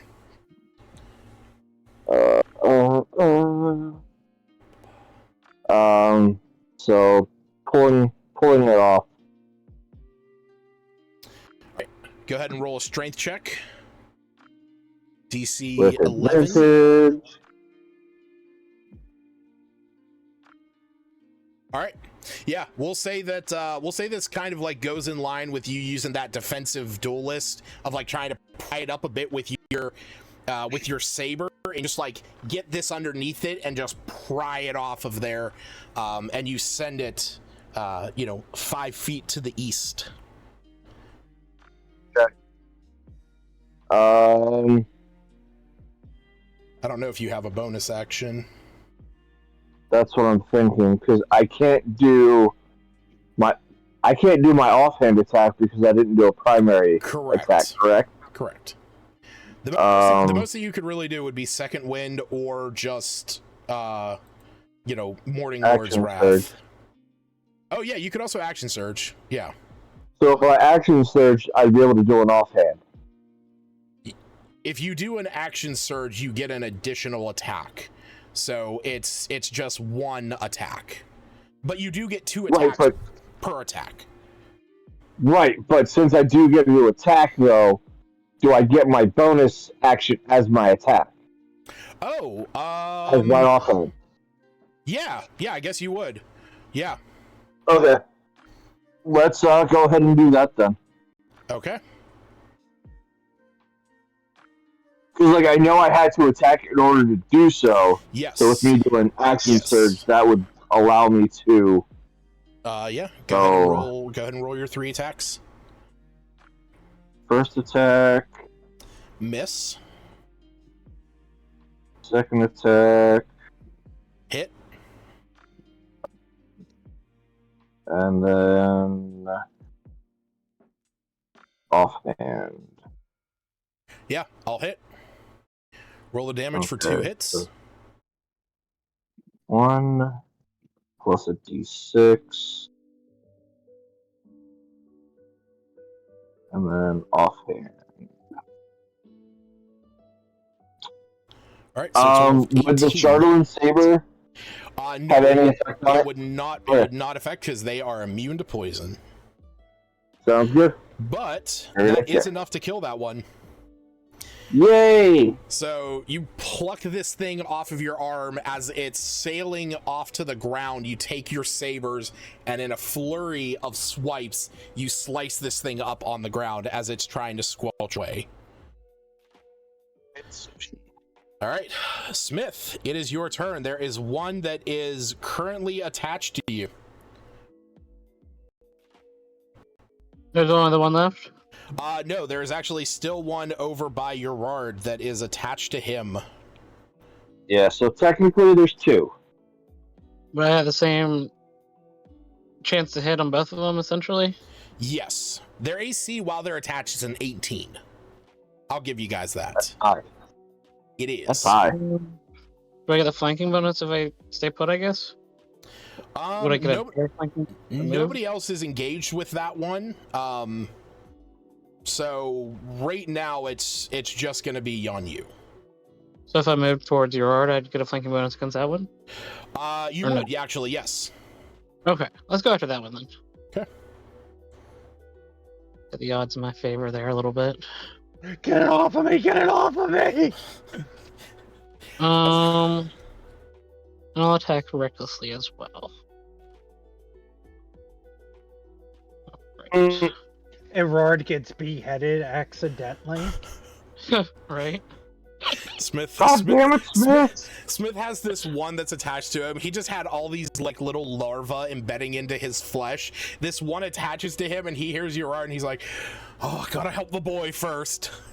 All right, 26 hits. All right. All right, little better. So that's 15. Divine Fury. Where's my Divine Fury? There we are. Nice. Plus 9. All right. Still up? Yep, still on him. 1 second. Second attack.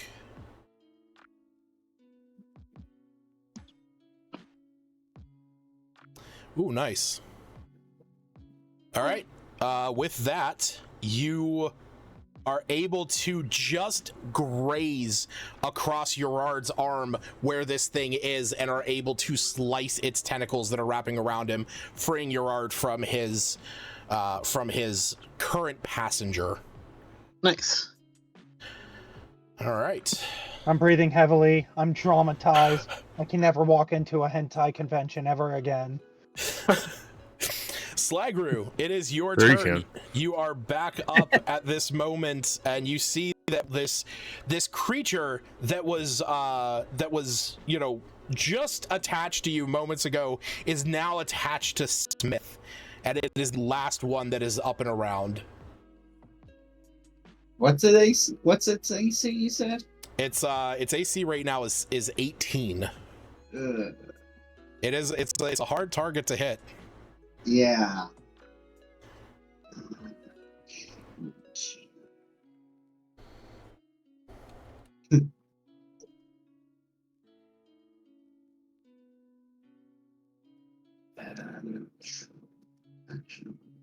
I don't really have anything.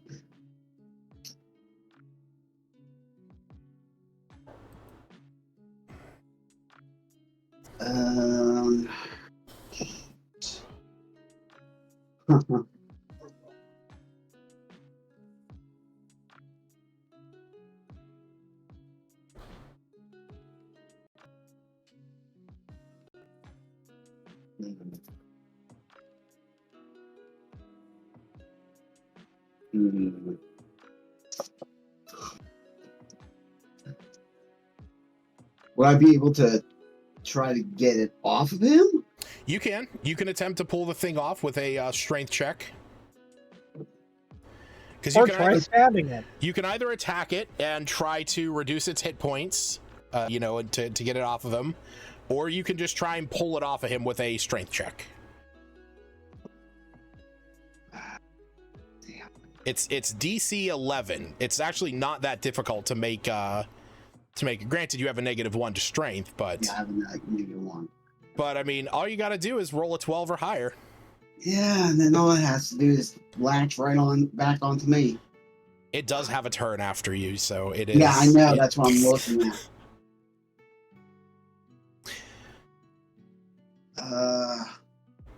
Shit. Just don't let it touch your face again.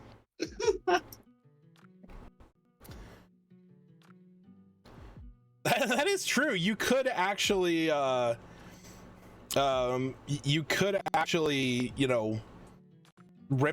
and rip that thing off of there. Oh, right.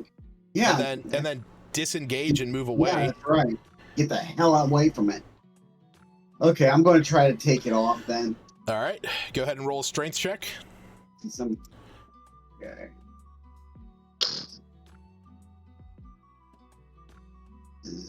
11. Hey, yeah, that's exactly what you needed. Oh, cool.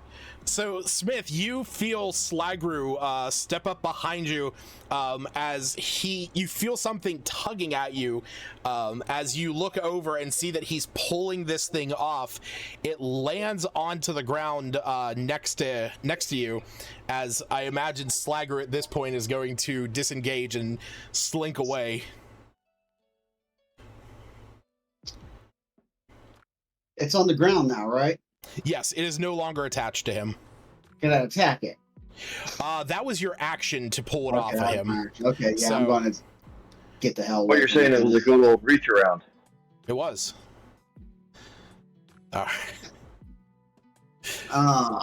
Sorry. Sorry, retribution was trying to get the better of me there.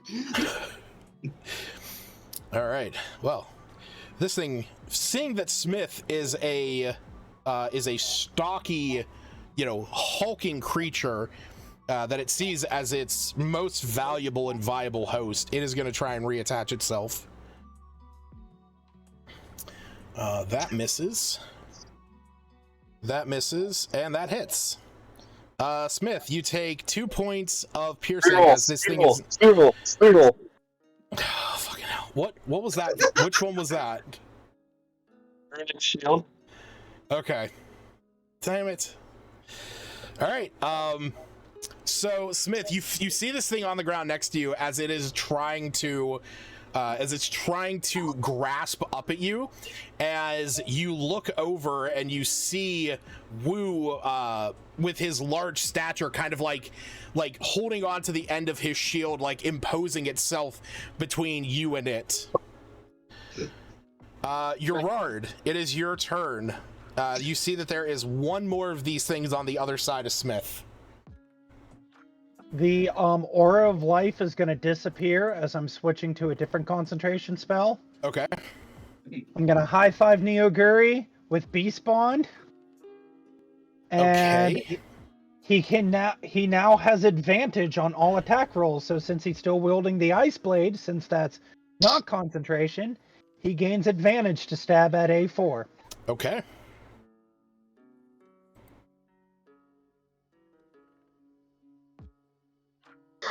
Oh man, we got a real Pokemon battle now. between Mario in a Tanuki suit and a fucking 24 and a Kabuto. Yeah, that definitely hits. Is there a raccoon Pokemon? Yes. Not. Yes and no. There's Zigzagoon, but not a Tanuki. Yeah. That's 10 ice damage. All right, 10 cold damage. All right, you stab this thing. You see that some of its tentacles retract as it lets out this gurgling noise. You gargle on that noise. It is Albot's turn. Albot's gonna take 2 shots. 16 and a 19. Damn. 3, so that's 19 plus 21. Yes. Yeah, both of those hit. 2d4 plus 2. 8. Okay. All right. Up next is Groff. All right. Is there actually still stuff to attack? What's going on? There is still one more of these things. It's the one that was that is trying to attach to Smith right now. The hell it is. First attack. Actually, I'm using 20. pro. Soft 20. Yeah, that hits. For 8 damage. Okay. Dead? It is not. It is just barely hanging on. 29 hit? Yes. I'm gonna take another 8 damage. All right. You pull your drawstring back. You take your first shot. You hit this thing. You see that the icy blade from Neogiri has kind of frozen a little bit of its gelatinous state of its tentacles as they've kind of slowed. With the first shot from your blessed bow of the Black Glacier, it hits this thing, and you see this blackness kind of take hold of it. And with your second shot, you see that the blackness fully envelops it as it stops moving, and it is dead. Remember that scene in Dragon Ball Super where Beerus slaps Bulma for the first time? Yes. All right. So I cry out, "It's my Smith!" What do you cry out? He oh my god, that's amazing. He cried out, "That's my Smith." Oh, I fucking love it. Sorry, it just with the headset, it didn't pick up everything. I love that. I wasn't sure how well that was gonna play. I love that scene so much. Right. Whenever it's because I've watched that scene over and over and over again.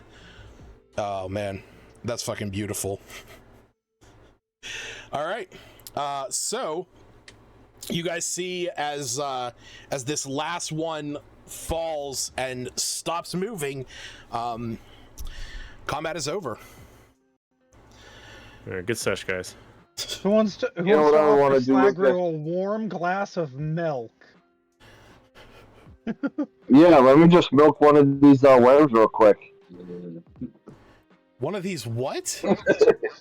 Worms? The big ones? The crawlers? The carrion crawlers? Yeah. What about them? It looks like... I said that. Let me milk one of them real quick. He's gonna milk it. What does that mean? What do you want it to mean? Exactly. This is what the dirtiest session all day, so let's just keep it going. Oh my god. Yeah, no. what do you mean? What does he mean? He's gonna milk it. No, unfortunately there is there's no milking of carrion crawlers. Is it a male or Rod's gonna female? look at Slagru and just stare at him for a brief moment and go, "These are the alien creatures that you've been searching for?"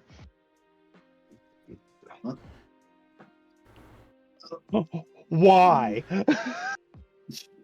Can I go through my book and see what I can collect?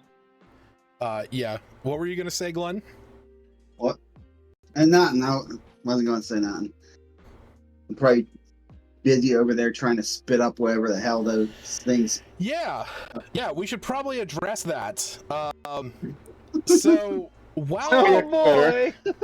so while Wu is, now, momentarily occupied with looking at what he can salvage off of these two creatures, Slagru, you feel you still feel that strange warmth in your stomach. And you kind of feel as if there is like how like sometimes the contents of your stomach slosh about and you get that like queasy feeling? Yeah. That's just a hernia, man. Yeah, you're fucking telling me. Can't wait for this hernia to burst through his stomach. You get that feeling inside of you as you stand there.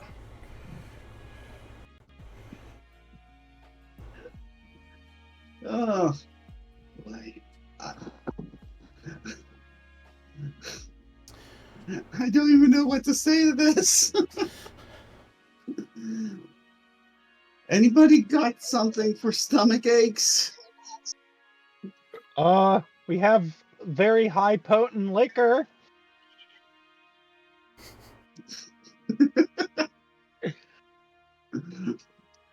I'll take it. He's we a induce vomiting? What's that, Smith? Should we induce vomiting? That's what I was gonna say. Can I just walk up to him with the fish tin trinket and just kind of crack it open a little bit so it doesn't use it, but just for that smell to come out and force vomit? I mean, you can.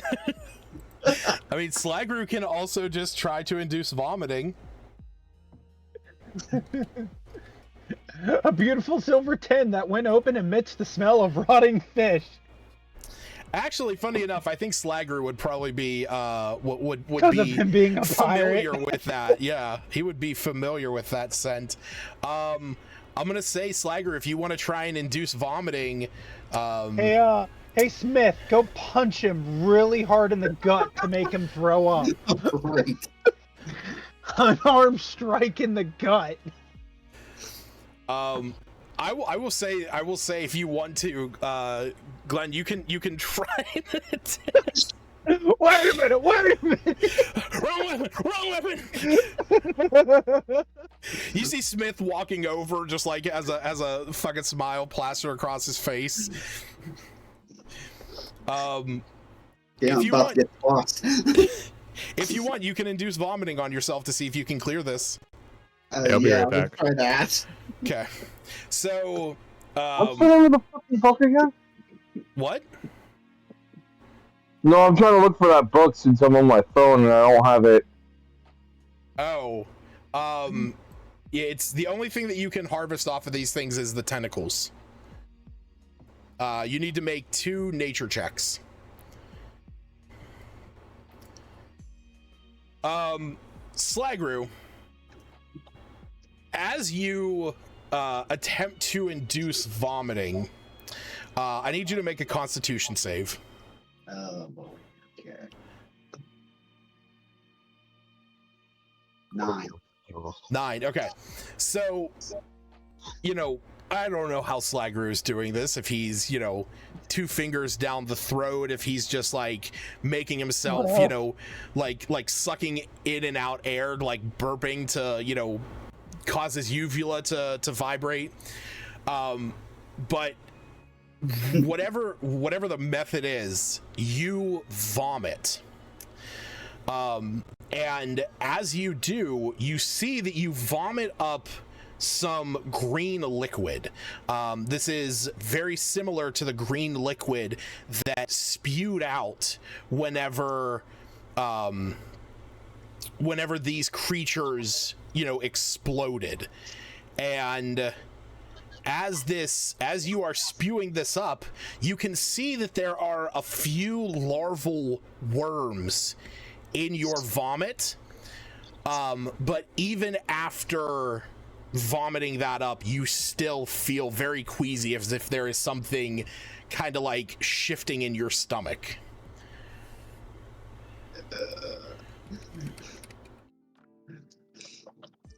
Oh god.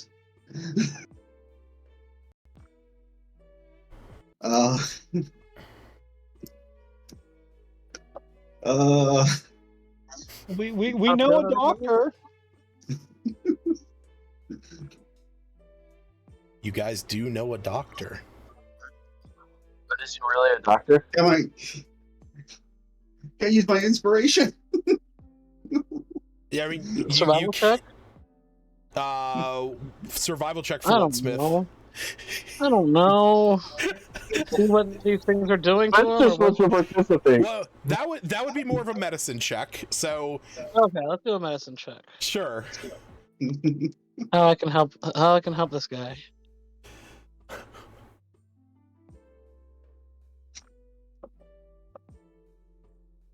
Would a punch on the stomach help? Because I'm good at that. I mean, you can try and punch him in the stomach. Oh god. Maybe more vomiting would help. I mean, that's up to him. That's up to him if he's gonna allow you to do that. I'll give him another hearty pat on the back. Just get him to vomit a little more. All right. Go ahead and make another con save.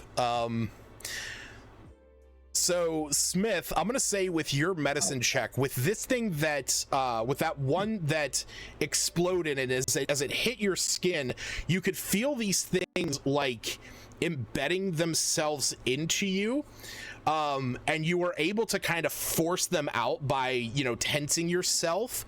But being that this one was on Slagru's face and was actively Slagru was down, had no way to stop this thing, you feel that these worms, whatever this caustic fluid that it was throwing around poisoning all of you, it's possible that carried a large sum of those worms.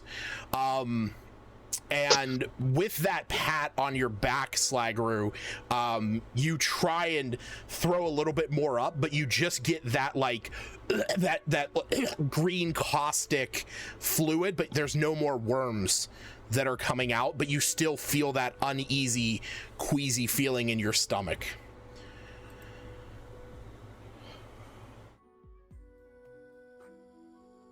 Great.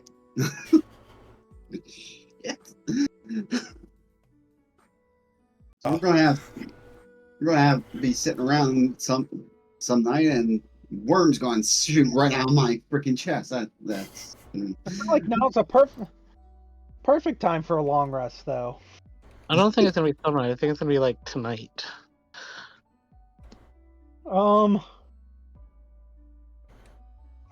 I'm trying to see what the hell I have, if anything, to help you. Like, the best I can do is probably...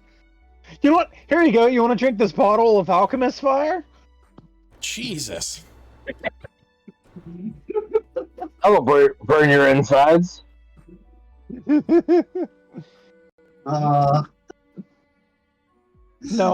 I don't think I have. Like I said, the only thing I technically have, if Lucas would allow it, is the very potent alcohol that Neoguri drinks and kind of keeps with him. You could try. You want some magical alcohol, Slagru? yeah, sure. Slagru is Yeah, resistant to I poison, my so alcohol. I've been on that. See, As I hand it over to you, I imagine Yoguri elbows me and goes, "Tell him to waterfall it. Don't let him put his mouth against it. Waterfall." Nigger's like, hey, this'll clean you right up. All right, take a drink. All right, so Slagru, I need you to make a Constitution saving throw, and you are going to not make this with advantage, because his potent. I suppose I could use the inspiration to freaking re-roll that piece of crap. You can. You can use inspiration on any roll that you do. Or any want to do a D20 re-roll on that. Okay, good. All right, another Constitution.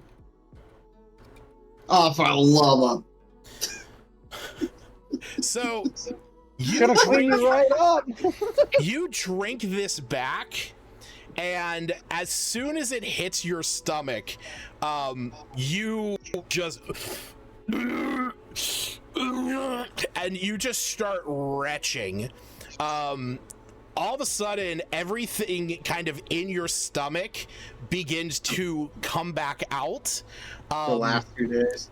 But with that, unfortunately, there is nothing crawling in the, in the projectile that you spewed out. You don't see anything moving. None of you can see anything moving within this grotesque sight of fey alcohol or sylvan alcohol and stomach bile and green poison. I just realized something. I never gave Neoguri his own cantrip like I was supposed to, or any of the magical stuff that we discussed. Nope. I gotta do that. Oh no, I gave the other ones the stuff that they got. I just didn't. I'm gonna say, Slagru, after you do this, not only does your stomach feel kind of queasy, but you also just feel kind of lightheaded, as your body has kind of tensed multiple times with every retch. Do I see anything moving around in his stomach? I mean, nothing that you can see, like, shifting under his skin or anything like that. Okay.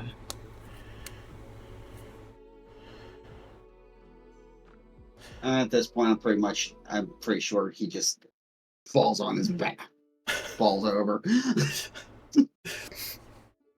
Yeah, I got nothing.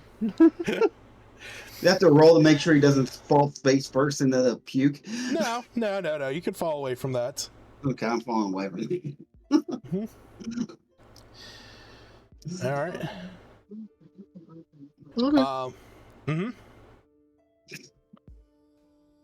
All right, so while this is all going on, you guys kind of just watch from the corner as Wu is going through this carrion crawler that is on the ground. You see that he takes a saber, shoves a knife into it, and pulls its stomach open wide, chopping off some of the crawler's tentacles.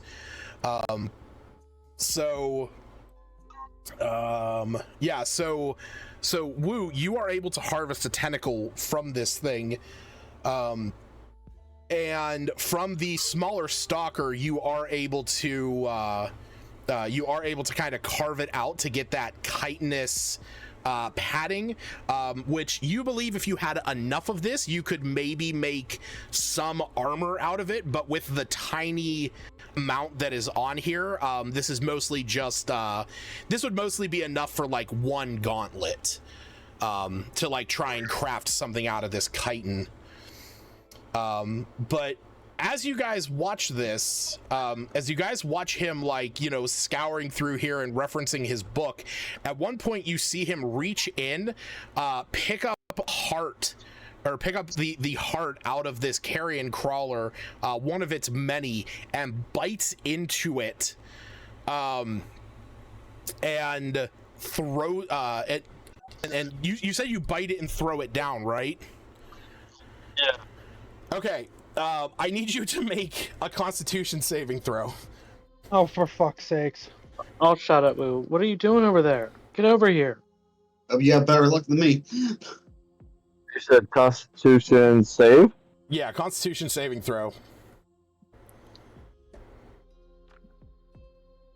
Soft 20. All right, you bite into this thing.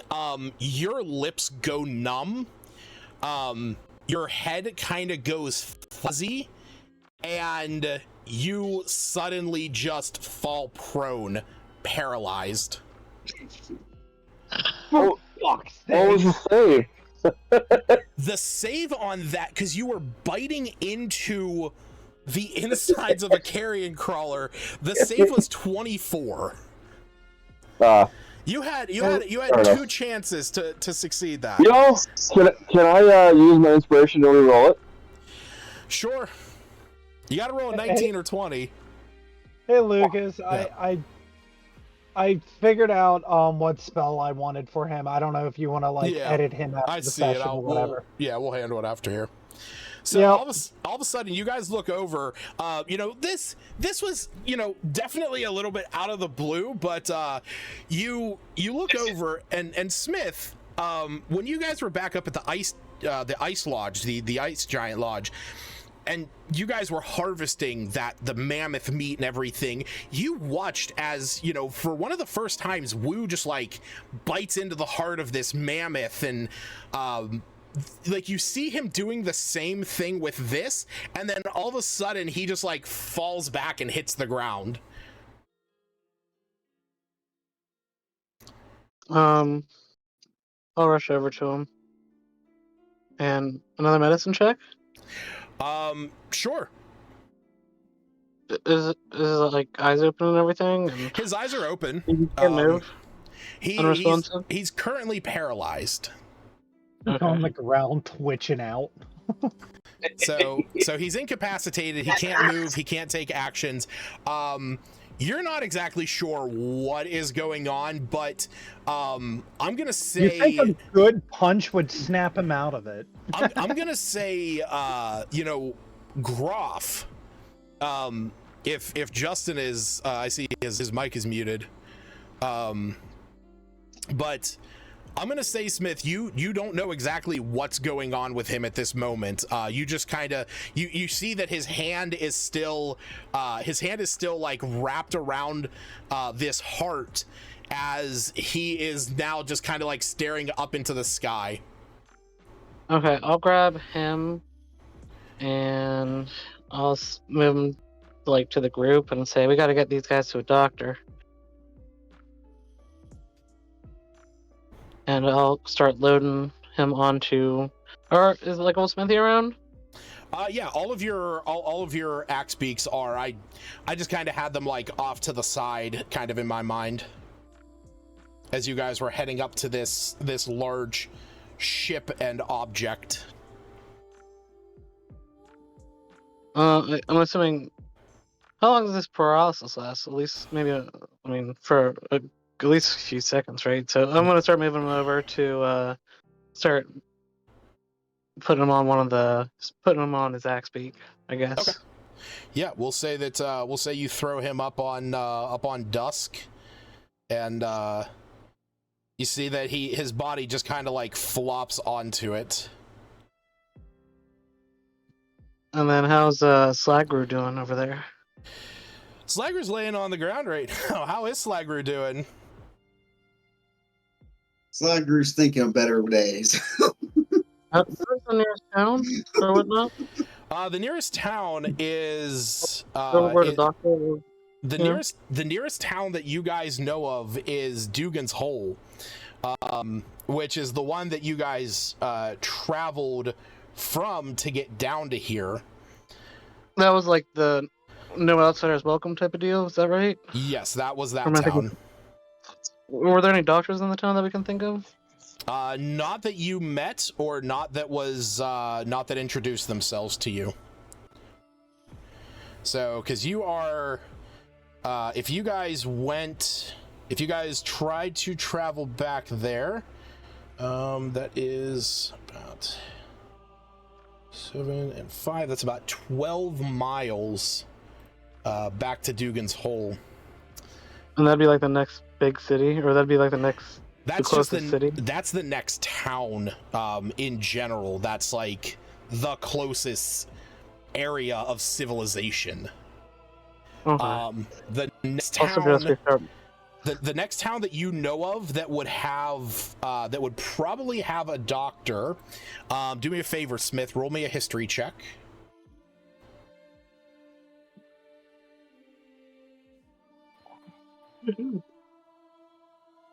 Nice. Okay. I'm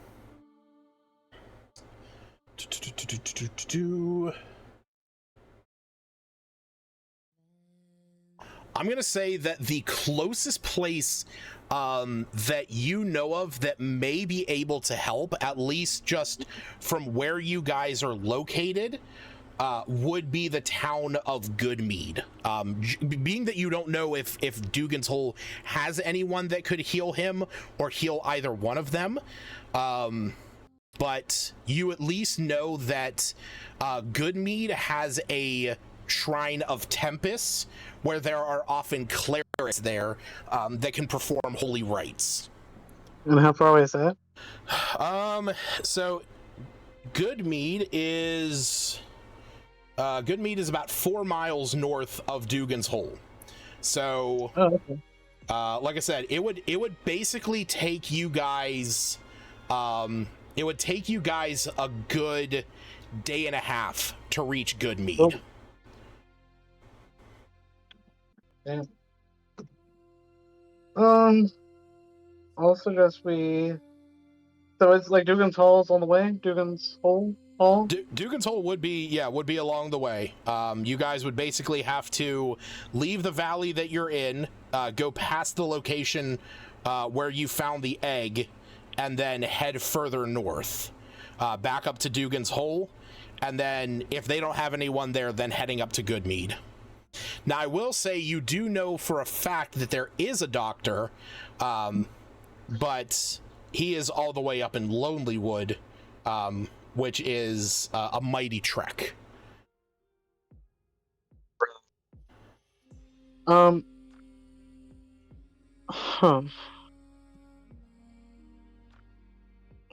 I'll suggest we head up that way, but can I do like a perception check? Look around here, like what?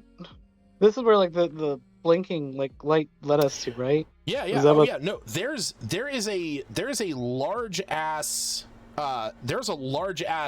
like Nautilus looking. What is it? It's the large Nautilus looking ship that is directly next to you. If you look at the map, it is that like cephalopod shaped thing in the background. Do you have it on your stream right now? I'm looking at your stream. Oh yeah. Oh, okay. So it's the thing in the back, right? Yes, that is the thing that Slagru saw crash through the atmosphere. Just a few short weeks ago. About a week and a half ago. What do you think? Do you think we should check that out first, or maybe it might have some answers for us? Or should we get him to a doctor first? What do you think, Slagru? Yes. How are you feeling? Slagru, I'm gonna say you at least you are not feeling. There's nothing mechanically wrong. You might feel queasy, but the shifting in your stomach has at least quelled to a manageable level. Better. I'm pretty sure I threw up about all that stuff I had shoved down my throat. Last night's meal, the hat was one. Night before, I'm good. Actually, I have to run to. I'll be right back. I gotta run to the restroom. Okay.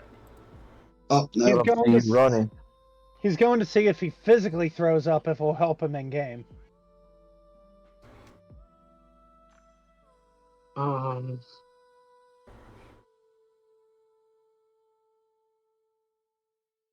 You guys, one of you guys want to check on Check on Will. Woo, woo, woo. I think that's only Jared right now because I don't know. Oh, Justin's now back. Yo. I have no idea because this is definitely new to me. I've heard of parasites before, but normally they can be killed with, well, essentially antibiotics, whatever. But if he's saying he What feels are okay, antibiotics? herbs, medicinal herbs. We also eat the heart, right? Yes. Okay. Yes. You Yeah, guys. he was hiding that shit. Yeah, you guys all watched as Wu bit into the heart and then fell over paralyzed. Oh, I missed that. Yes. I mean, That's hilarious. We can go to the nearest town and see if they have a doctor there that may be able to help, and try to explain to them that he just ate something it wasn't supposed to, and the other guy might have a parasite. Groff, I'm gonna give you the insight because you were the one that faced the paralysis. That you have in mind that this, whatever this large creature is, that The ones we killed, right? Yes, the ones that you killed. Okay. It has a paralyzing agent within it. So possibly if you can get that chunk of heart out of his throat that he swallowed, it may resolve this. Groff's gonna ponder that information for a moment and think about which idiot ate the heart. That's it. Okay. No, I'll go. What is his current state of mind? Is he's unconscious? He's paralyzed. He's just kind of living in a frozen state right now. He is knocked the fuck out. Yeah, as his saving throw has him paralyzed for an indeterminate amount of time. All right, I'm gonna go up to his not unconscious, his paralyzed body, pull out a knife and say, "You know, lad, I can get that out of you, and you can feel a lot better." I'm just gonna put the blade up to his neck, but then reach into his mouth and, oh, nothing. I just wanted to scatter him. We try to reach down his throat and pull out that chunk of heart. All right, make me a dexterity. This is going to be a dexterity medicine check. So it's being that you're not proficient in medicine, it's just going to be a dexterity check. Are you sure you got this? Oh yeah, I got this. Oh, okay.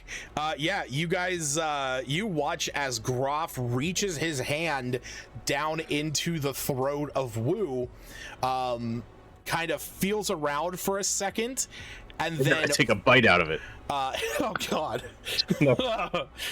And then pulls out this this chunk of carrion crawler heart that was slowly making its way down his throat.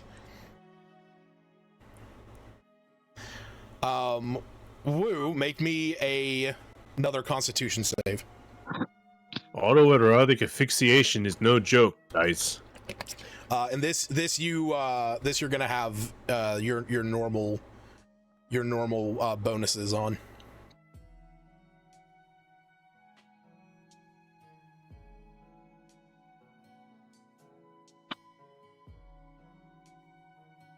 That was a bad roll. I know, but you have advantage. Oh. Okay.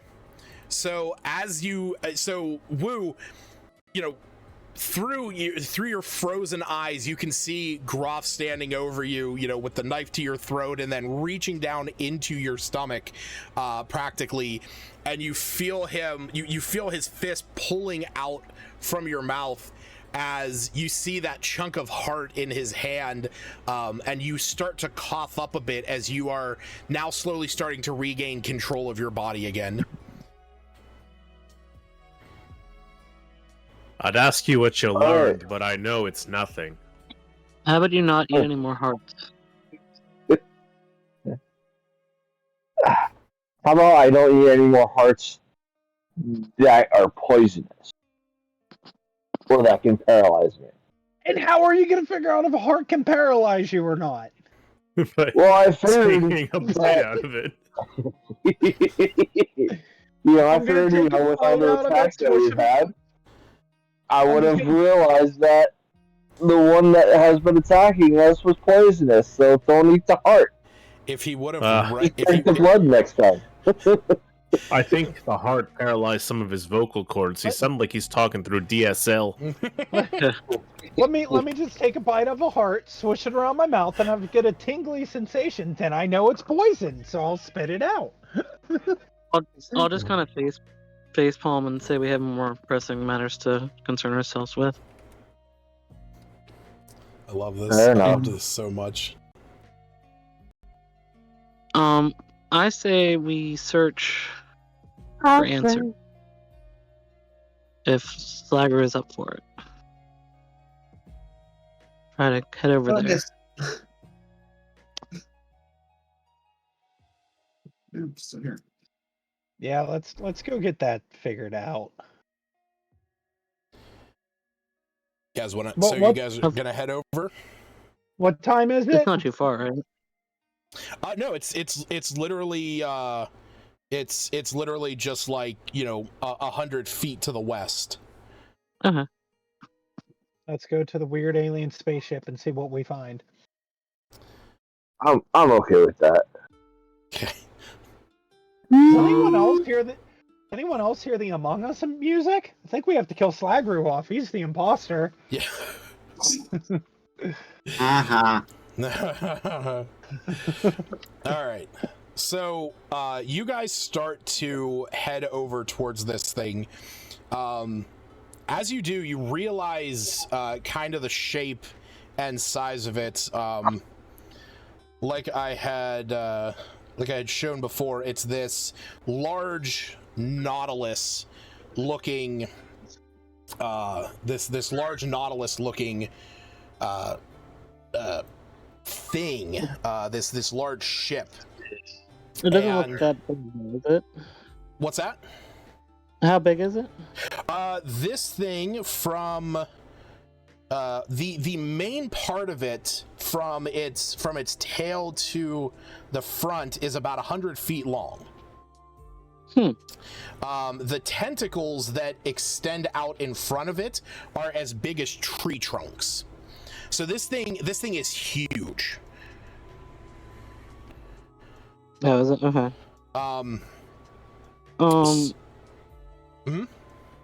Can we do any a perception check with any signs of life so that we can tell from the outside, I guess? Sure. Go ahead. As you're getting closer, go ahead and roll me a survival check. Survival? Okay. Yep. Mm-hmm.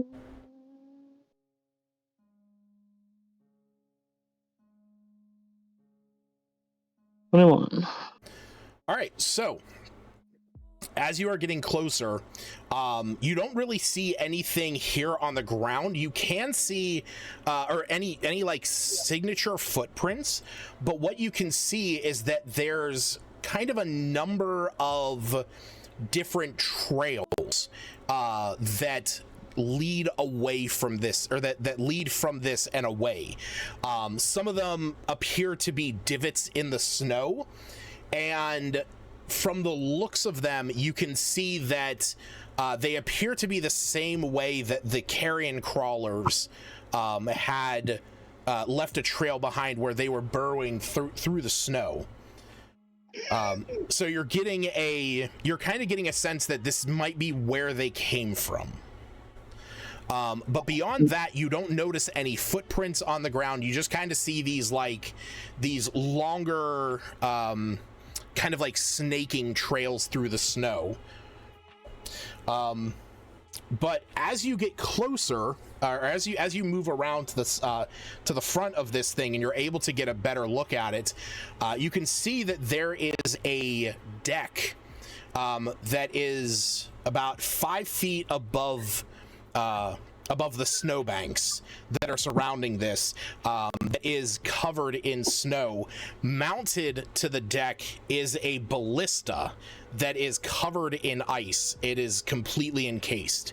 And at the back of the deck over here, you can see a pair of double doors that appear to be made out of some kind of chitin, some like natural armor, and also bits and pieces of iron.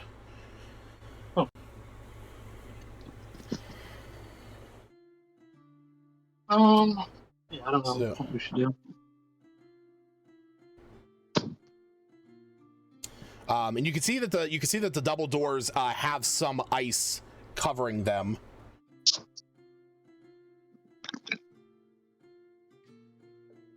So what are our options again? Well, what routes? For what? Yeah, the double doors iced over. What else? Yeah, so basically just right in front of you is this large kind of forward deck. There's a ballista on it that's covered in ice, and a set of double doors that appears to be made out of chitin. It has almost like a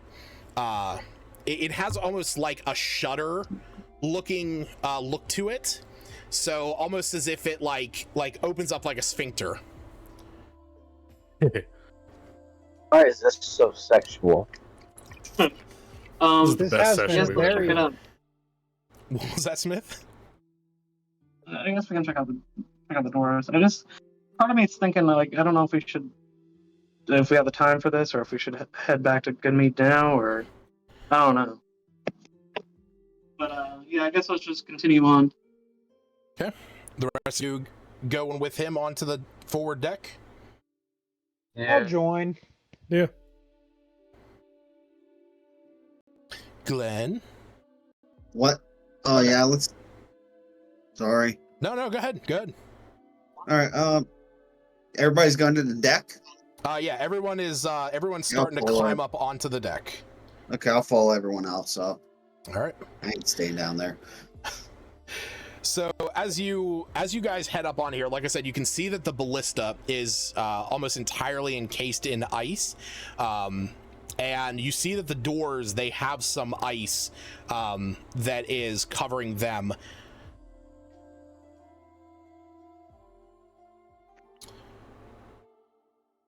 So, anybody have a flamethrower or anything? I have a fire sword. No, Does I that got- count? How thick is the ice? you think with a good punch, you might be able to break some of it. Let's do that. Okay, go and make me an athletics check. 1 second here. Athletics. Ooh, nice. +7. Want. All right, so you punch this thing. You see that the ice begins to crack, but it doesn't fully break off. But you see that you are getting chunks of it to fall off. As you do, the door kind of separate just a bit. That you can see there is some light coming from the inside, but you can't really like make anything out. You can just kind of see like the haze of light on there. Any sound? There is there is a sound coming from there. It just kind of sounds like a thumping noise, but you can't really make out what it is. Ooh. You guys hear that? Yeah, you guys just hear this like.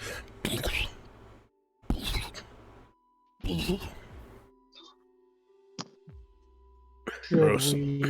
Should we open it the rest of the way and see, or? I We're didn't not go this gonna level far, up by just doing back nothing. out. Slagger's all about this. I'll make an elemental blade of fire. Okay. You take Up your. What did you say? I heard a random noise and I didn't know what the hell was going on. All right, you're right. You take your you create an elemental blade of fire, and you start chopping away at this. After a moment, you see that the ice falls apart, and the doors, you can now open them. Smith, if you would.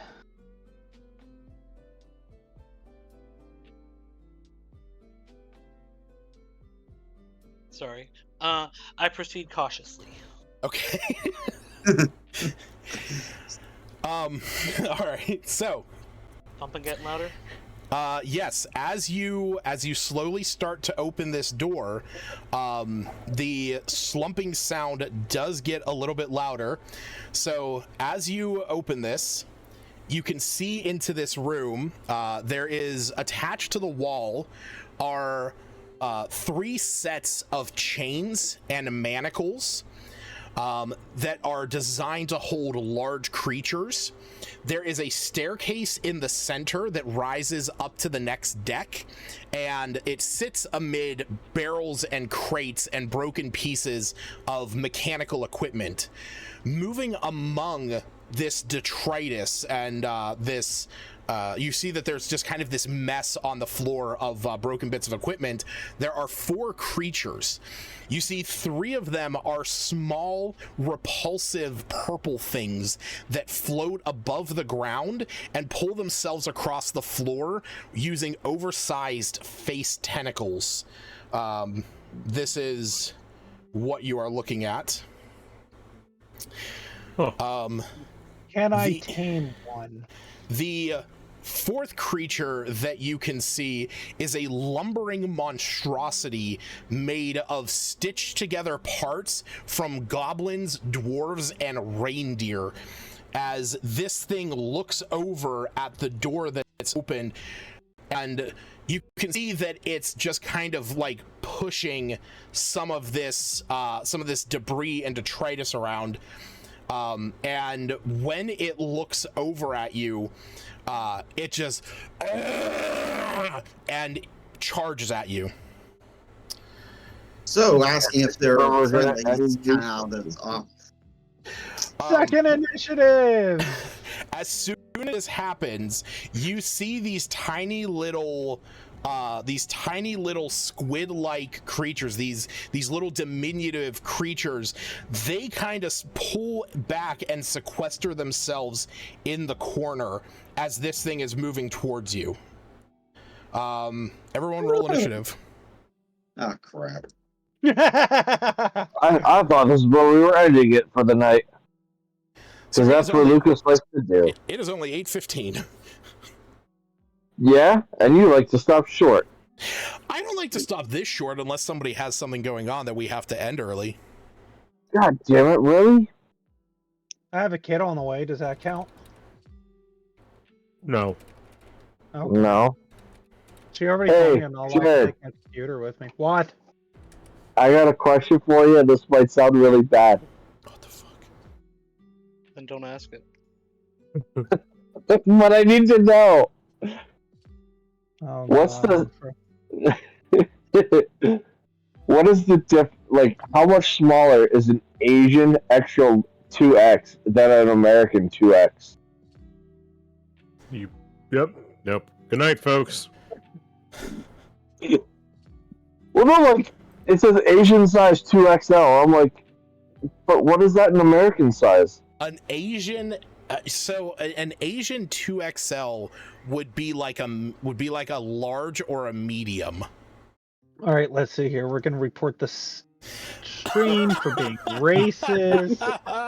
Let's get him banned. Looking racist, like I'm looking something up on Amazon. It's like the size, Asian size 2XL. Asian size What? 2XL. Yeah, I would say it's probably a. And while we're here, I'll finish that restraining order preventing Aaron from coming anywhere within 150 feet of my house or my sister. Yeah, my sister. Right. So, and we're done here, ladies and gentlemen. So, Smith, as the Wait, doors... hold on, I'm sorry. Coming within 100 feet of his house or in his sister? Oh, yeah. Nice. You need again. Oh, no. You know what, Lucas? I think we are ending it here. Something just came up. Family emergency. Yeah, family emergency. Jesus Christ. All right, so just know, after tonight, keep Aaron away from my funeral. God damn it. So as soon as the door opens, Smith, you are trying to be as cautious as possible, but the sounds of opening of breaking the ice on the door alerted these creatures in here to your presence, and as the chitinous oh wait, what is going on with wait, did I disconnect? Oh, Discord froze. What is going on?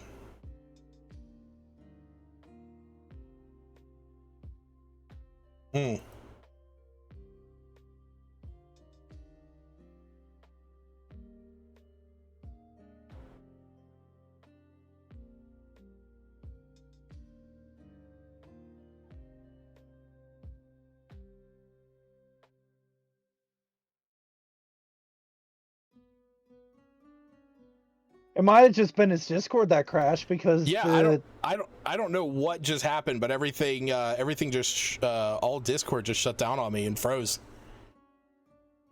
Can we just collectively blame Aaron and say that good old Bezos hurt him since Amazon owns Twitch? Yeah, definitely. All right, so I don't know where I left. I don't know where the last thing you guys heard. Monster charging at us. And you were about to say we get a free short rest. No, definitely not. So, you guys, yeah, as Smith slowly opens this door, you realize the creatures in here heard the pounding of trying to break the ice on it, and they were alerted to your presence as the chitinous sphincter of these two large doors open up. You see this hulking mass, this lumbering monstrosity of mixed flesh just begins to charge towards you guys. Groff, you're gonna have top order as you see this thing lumbering towards Smith. That's my Smith. All right. I'm disappointed it doesn't have any antlers. I know. It's the basic art of a flesh golem.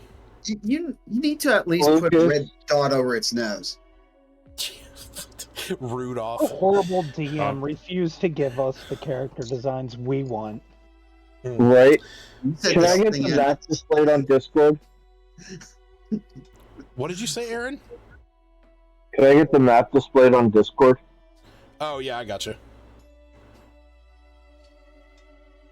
All right, so my first attack's 24. Actually, it's 25. Okay. My second one's 12, and my third one's going to be a 19. All three of those hit. Sweet. He looks so big. 9, 21,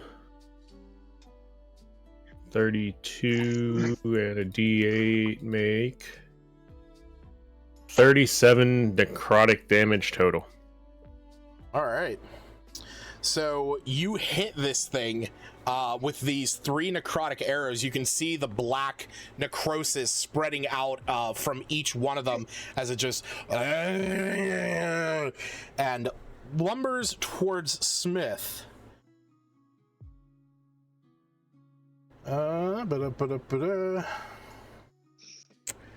Yes, no, okay.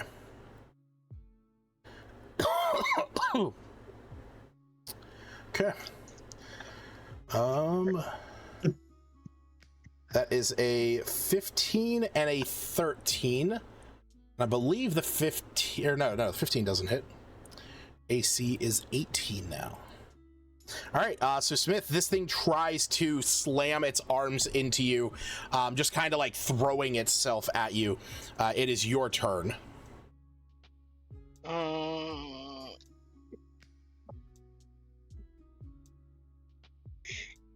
don't know. I just have so many options here. I'm gonna rage an attack. Okay. Reckless attack. Okay. Yep, that hits. I want to reroll So that. that's Well, not having much luck. All right. so we got 14. Divine Fury. Yep.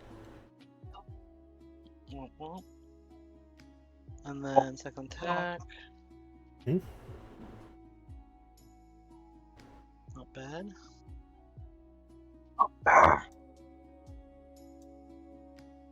Not great, but not bad. So. All right, 15 points of damage. All right,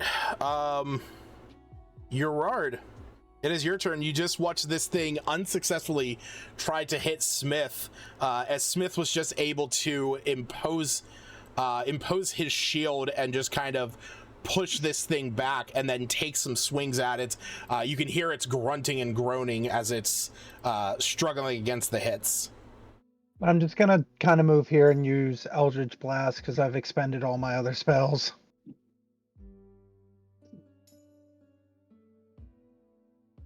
Not one.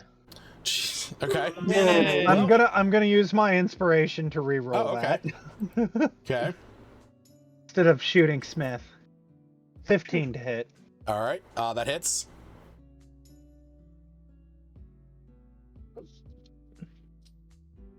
That's 14 force damage. All right. Second bolt. That's 14 to hit. Oh yeah. Yeah, that hits.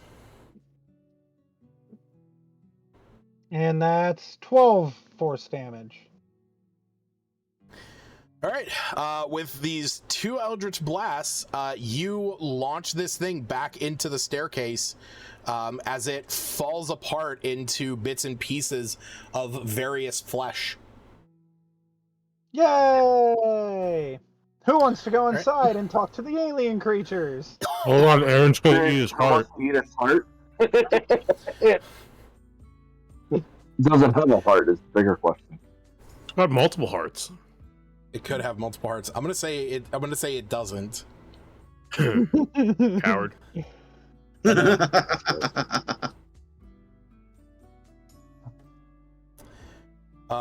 Yeah, as soon as you guys knock this thing out, you see these tiny little creatures in the corner. They're just kind of huddled together. You just hear almost like a squelching and kind of like keening noise coming from them. Just this like Yell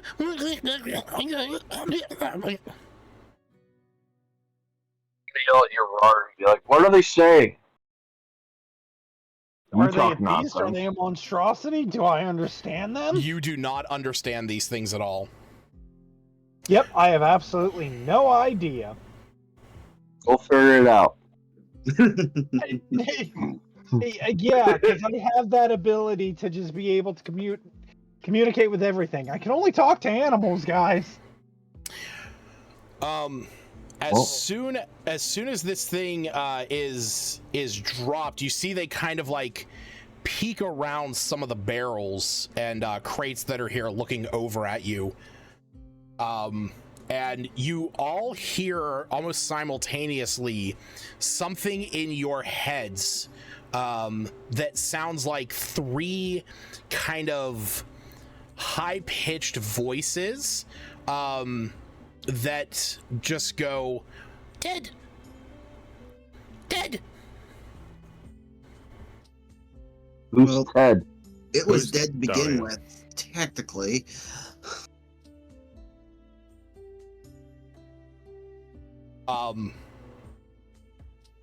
Do you guys do anything at this point while you kind of watch them, watching you? Well, yeah, you can go on. You're gonna say I'm just All looking at them around us cautiously. do- I've heard enough stories about tentacle beasties on the high seas. Gerard's just gonna look at them and be like, "Can you communicate telepathically instead of just gibberish?"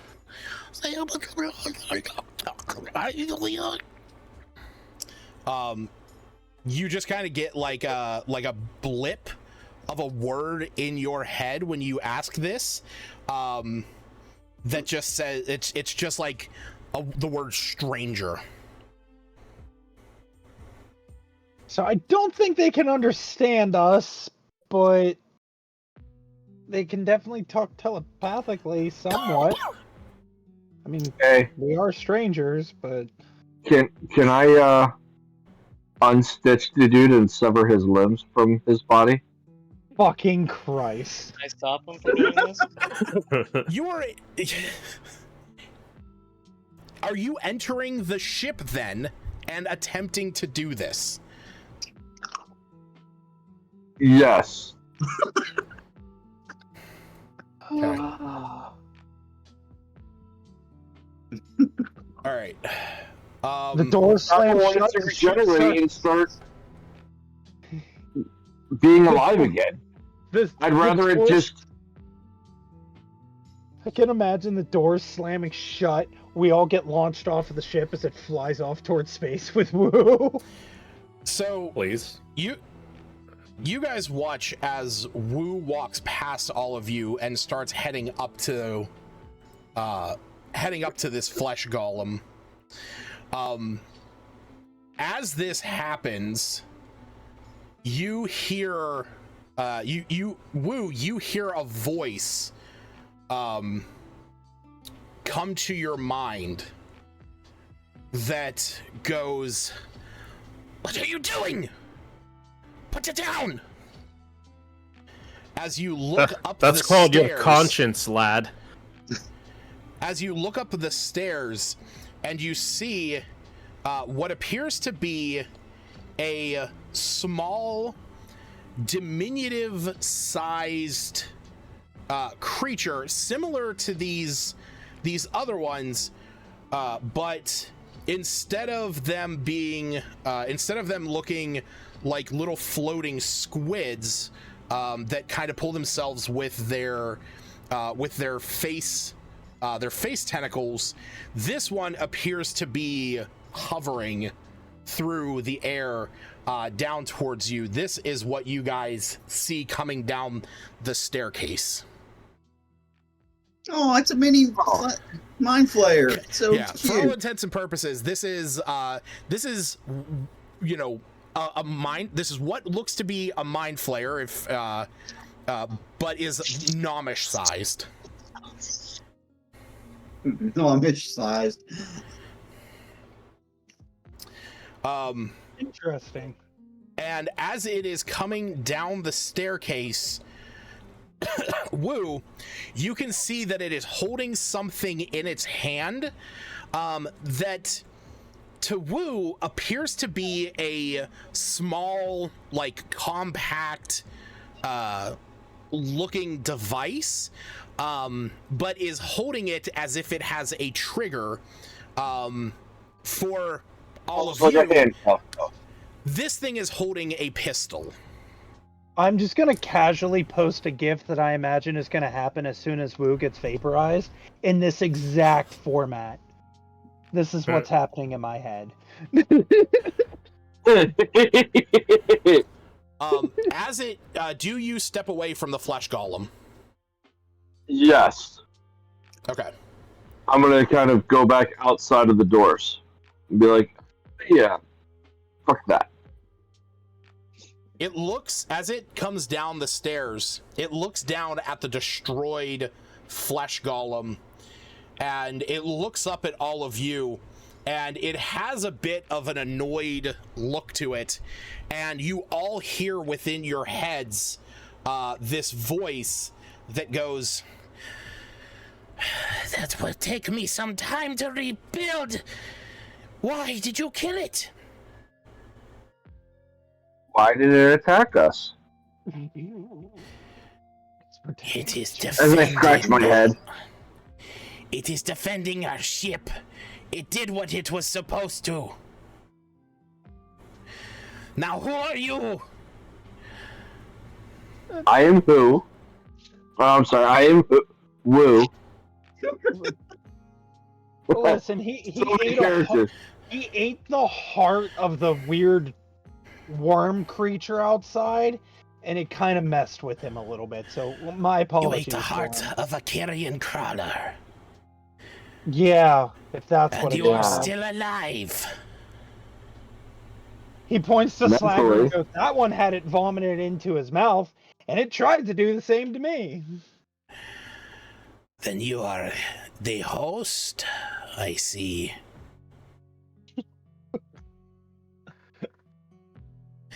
What? The whole of what? You see, as this thing floats down around here, it kind of looks over at some of the... It looks over at the... the chains and manacles that were against the walls. And it says, when we crash landed here, we had to release our pets so that they could feed and feast on their own. We could not continue to care for them. But I see they will live on.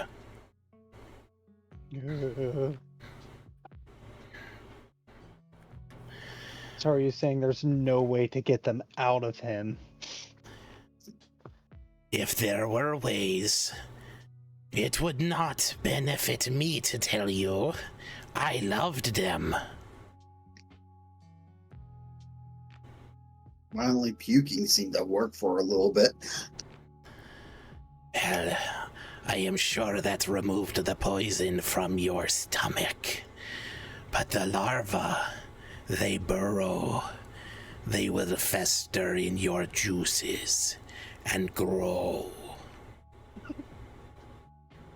And we can't just get them out and allow them to continue living outside of him, like in a different body or something like They that? need a suitable host. You will do fine. Why can't you be a suitable host? They will not grow inside of me. How long The does it, psionics. Sorry, what was that, Smith? sorry, I was just gonna ask him how long it takes them to grow. Alright. It depends on how long they gestate. Gestate? Gestate. It could be a few days, it could be a few weeks.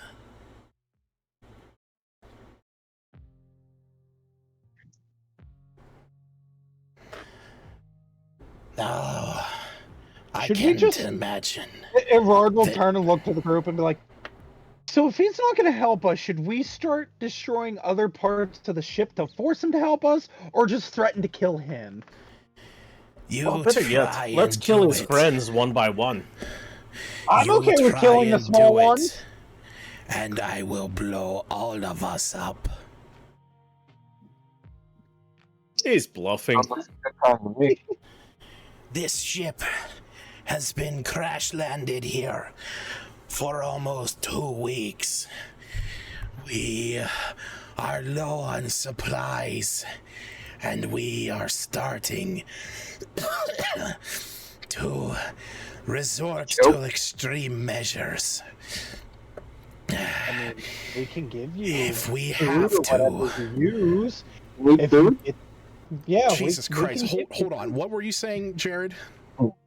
I was gonna.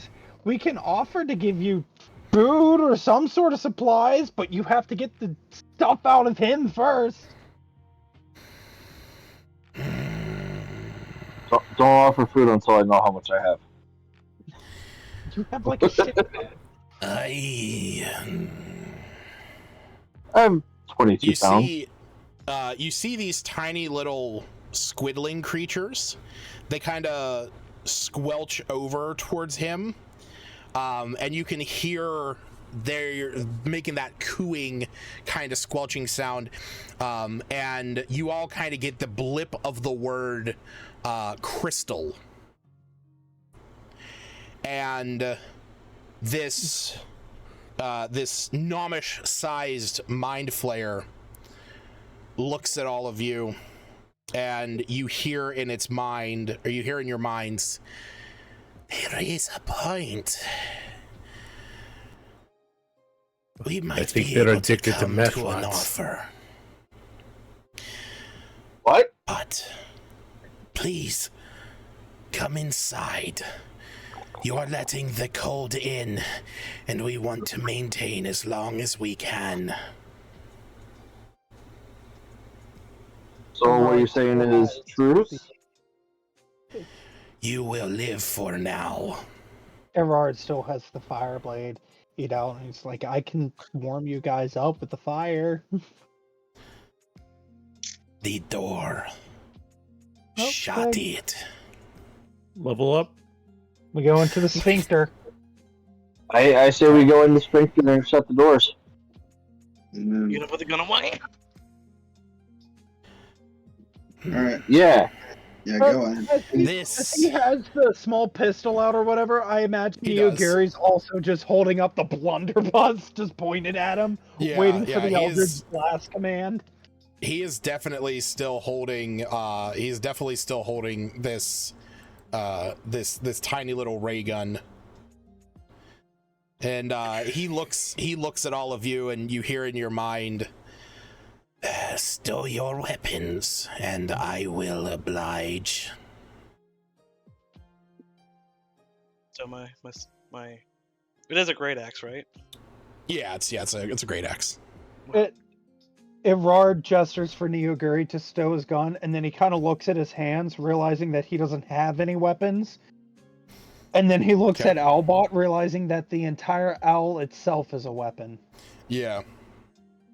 And he looks back at the mind flayer, and he goes, "Well, that one's just kind of constructed to be a weapon 24/7, and I can't really tell him to not be a weapon." Then you will ensure that it does not act. It only acts on my command. It's a good working machine. So do you guys head inside?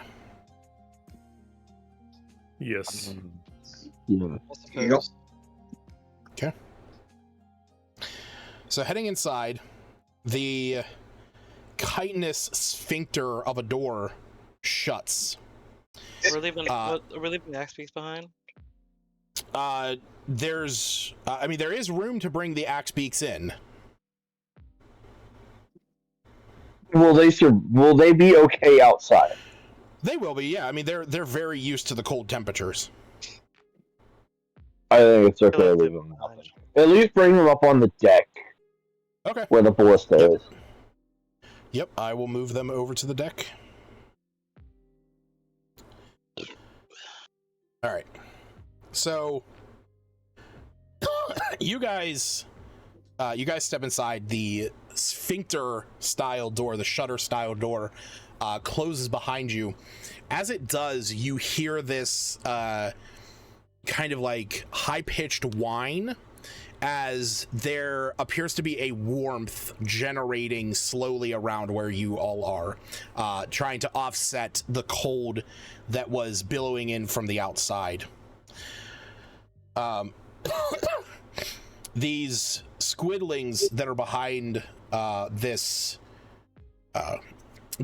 gnome mind flayer, this one, the gnome mind flayer turns around and says something in a language that none of you understand, and it you see that they go about pushing through all the detritus and stuff that is here on the floor, and with that, the gnome mind flayer turns around and looks at all of you and says, "Now, we will talk, but we will go upstairs. There is another." And with that, you see that he slowly starts to float up the staircase. we walk upstairs and see a mind-possessed Kyra.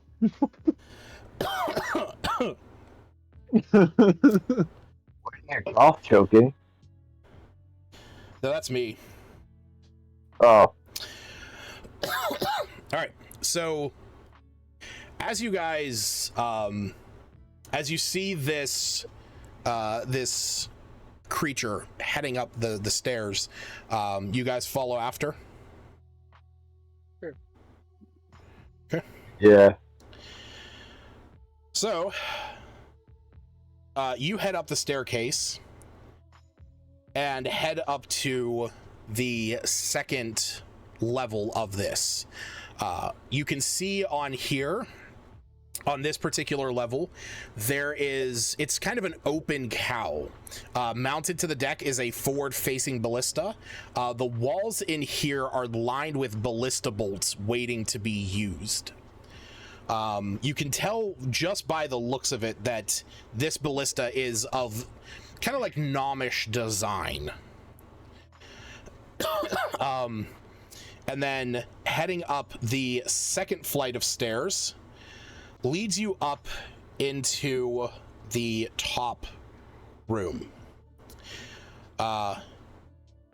In here, as you step out onto this deck, you can see suspended from the ceiling of this high domed chamber is a complex lattice of bioluminescent jellyfish that use the glowing of their that use their glowing tips of their tendrils to form various constellations kind of floating around you. A high-backed chair with a short armrests sits capped with a sparkly blue crystal orb that tilts up towards this display. A panel on the south side of the wall lies open. A panel on the starboard wall lies open, exposing a pulsing tendril of flesh embedded with crystal shards. As you head up, you hear that one that you were following this whole time start to mutter something in that same language that it did to those little ones down below. And as you arrive up here, you see another one of these creatures sitting in the large chair. And as you step up into here, it looks at all of you, and you hear its voice in your head. I hear you're willing to make a deal. Your friend ingested the larva of a carrion crawler. Is this true? I burp. They will grow. I don't know what he does in it. He swallowed the larva. He ate the heart. Good. Well, Good. Yeah. good on whose behalf? What'd you say? Said good on whose behalf? Well, the larva will have an excellent host to grow and feast into. But we know of ways to remove it. But it sounds like the chips are on our hand. To be fair, we just met the guy a few days, or not even a few days ago. Well, we just met him. Immediately throwing him under the bus. What the? What? But we would prefer to keep him alive and around. What is it exactly that you want? Yes. As you can see, and he looks over. He gestures over to the panel on the north wall where you can see that that pulsing tendril of flesh embedded with crystal shards. He says, "As you can see, our psi crystals have shattered. While we were flying through the atmosphere, through a blizzard, something struck us from the sky. Our ship crashed. We lost so much in the crash, and we have been facing the decision of annihilation of this ship if we cannot get a psi crystal to recharge it. But for you see, we have been working around the clock to keep it in operation, and we have not been able to go out and find one ourselves yet." Everard kind of holds up the weird little alien compass and he goes, "Would this be able to help?" Ah, that is where the keys went to. Where did you find that? It was stuck in a tree after we used it to unlock a box with a black egg, and then proceeded to witness You it. unleashed the gibbering mouthers. Yes, that's what they're called. We released them. They're dead, but we released them. The tragedy. They It are. was self-defense. They were meant for an experiment. But if we are both in need of something, and we can help your friend here, maybe you can help us.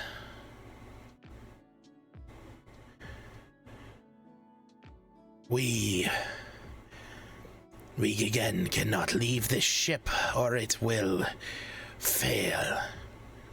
But if you can find us a psi crystal, then we can get the ship running again.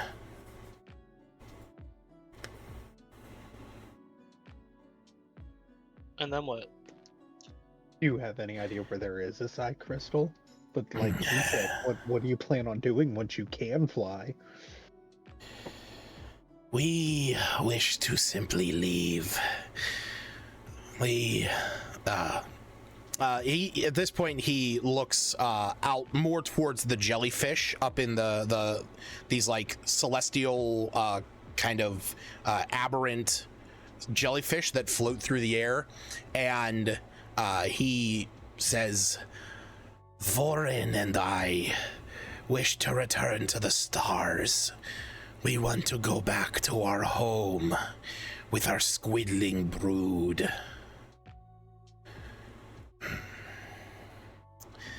That is our goal. You hear the other one. Sure, go ahead.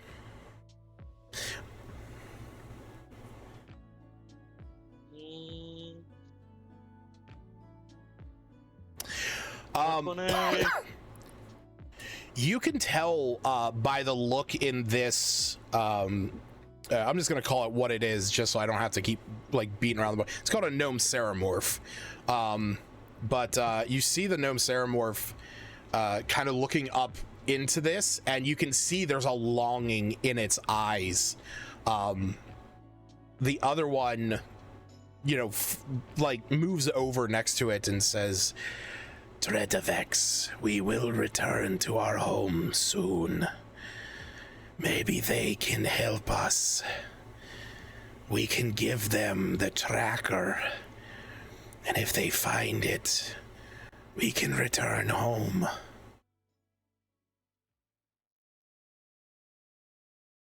And he... Tracker for what? Jesus Christ, are you now underwater? No. It sounded much worse there for a second. What did you say? I said the tracker for what? The psionic signature of a psi crystal. You see that this the one who referred to, or the one who was referred to as Dredavex, just for reference, these Ceramorphs are named Vorin and Dredavex. Oh shit. No, don't do that. God damn it. Sorry, my page just completely crashed. Again? No, not Discord. Oh. My It's a real stream. Everything's crashing. Yeah. Well, at least it wasn't me this time. Yeah, it was my it was where I have all my notes and stuff.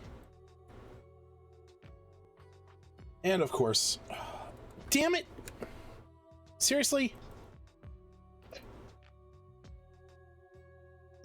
It straight up did it again. What the hell is going on? The site that I use for like all of my notes and stuff, it just, like, as I try to scroll, it like locks my scroll in place, and I'm not able to do anything. So, hold on a second. Okay, that. What a pain in the ass. All right. So, you see that this one, it walks back into this room. See, it opens up a door and steps in, and a moment later steps back out with a box. As you look at the box, it has some blinking lights on it. And you see that he holds it out and says, This will detect the presence of a psi crystal within a range of 5 miles.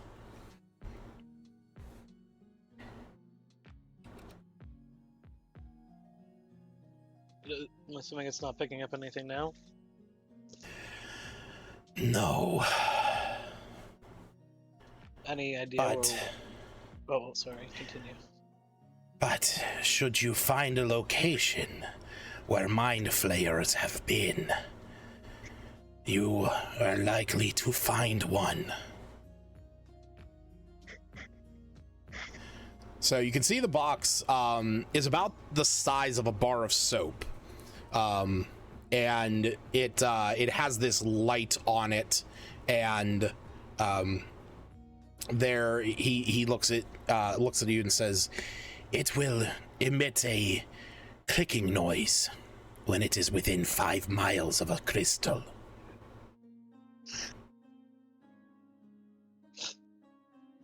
I'm assuming I don't have any recollection of where mind flares have been. No.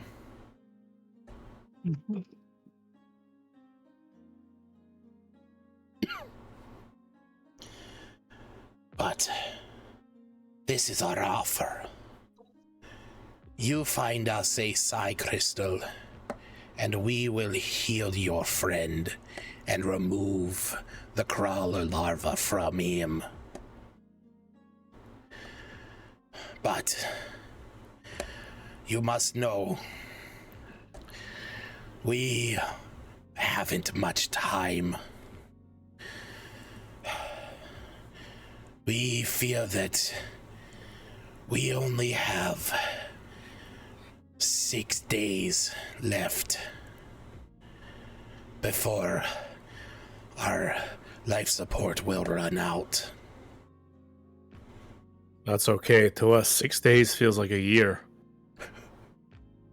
But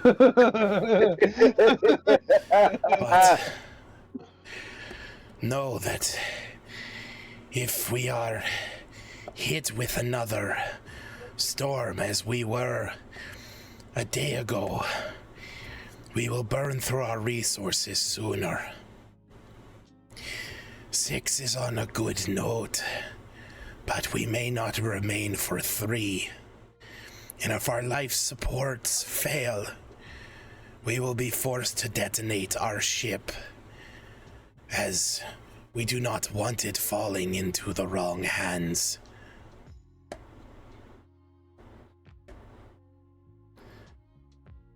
Like who? Any creature that may have ill intent towards it. We have had a beacon set for some time.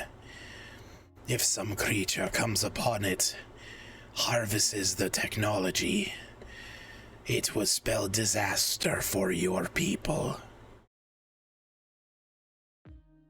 Humans. You could just say humans. We understand. Yes. It would be bad if we asked to harvest. Aurora kind of looks around at everyone and goes, we're not all humans. Nah, but humans are pretty terrible. Agreed. But I'd prefer not to have the world explode. Not yet, anyways. Meh. Do you have any leads on where a mind flayers was last seen? Mind flayers. They often delve in minds in the Underdark, deep caverns, places where the psionic energies of the world can fade away.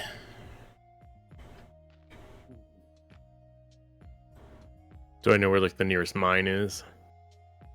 Roll me a history check. And yeah, just roll me a history check. 16. Okay. Yeah. Sweet. I was actually gonna ask I don't suppose I can roll too, can I? I was actually gonna ask you to roll as well. I roll as well because we have had a couple instances where we've had the 2 caves that we've come across.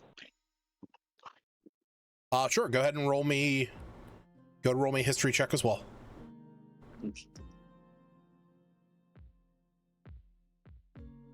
History. I suck at history. I shouldn't have said so, Smith, you know, I'm going to pull up the map here for a second. So, Smith, you guys are currently down here where this diamond is. And you know that out to the east is where the Goliath Valley is. And while you haven't explored every corner, you have traveled through some of the spine of the world, some of the mountains, and you know that there are some deep cavernous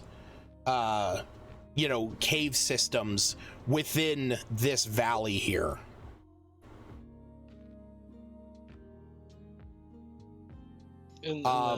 Where the Cackling Chasm, you said? In between where you are and the Cackling Chasm, kind of in this like snowy valley that extends up through here, as you have done some hunting through these valleys, as goats and elk often do traverse through those more rougher terrains. So you are aware of some cave systems here through this valley. And Groff, with that 16, you know that there is the Dwarven Valley up to the north, just southwest of Kelvin's Cairn. And while those caves have mostly been dug out by a lot of the dwarves over the years, they do extend pretty far underground. But as you're also thinking of that, you kind of think back to the last time that you were there, which was whenever you guys were heading up to Kelvin's Cairn, that they had been in kind of like dire straits recently. But you do kind of think to yourself, there are cave systems that could extend beyond just what the dwarves dug out up in the Dwarven Valley. And with an 11, and only because of how you have played your character, Wu, you think about the fact that there was the mine back in Termaline. Because when Vorin says about mines, your mind goes back to the Termaline mine, where you guys had explored and met the kobold Trex.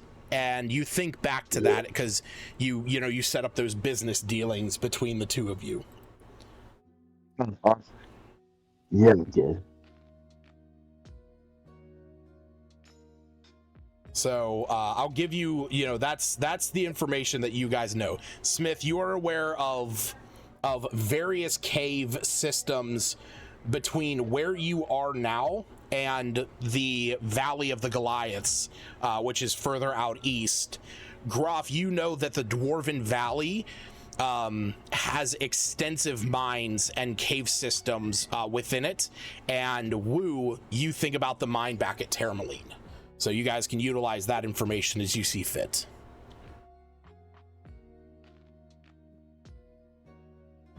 I'll express what I know to the group.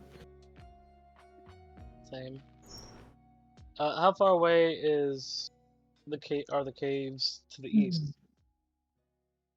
Let me see. Would one location be closer? I'm gonna say that where some of the caves that you are aware of are just within probably a good 10 miles or so. Yeah. Where most of the caves are is, kind of in and around this area. So that's about 10-15 miles from where you guys are now. And so I suggest, I guess we head that way. But I'm assuming, and I'm gonna say this to the Numish Mind Flayers. They're not gonna give this over willingly, right? That they're not gonna what? Give this side crystal over willingly. What are they gonna? What do you mean? Or are they gonna be hostile to us? Are they gonna be willing to negotiate? If you are able to get us a psi crystal, we will help your friend. I think he's asking about the mind flayers. Yeah. That we go find. Those. Oh, sorry, my bad. Forget what I said. I guess all mind flayers are. I don't. Hashtag not all mind flayers. They kind of look at each other and look at you, and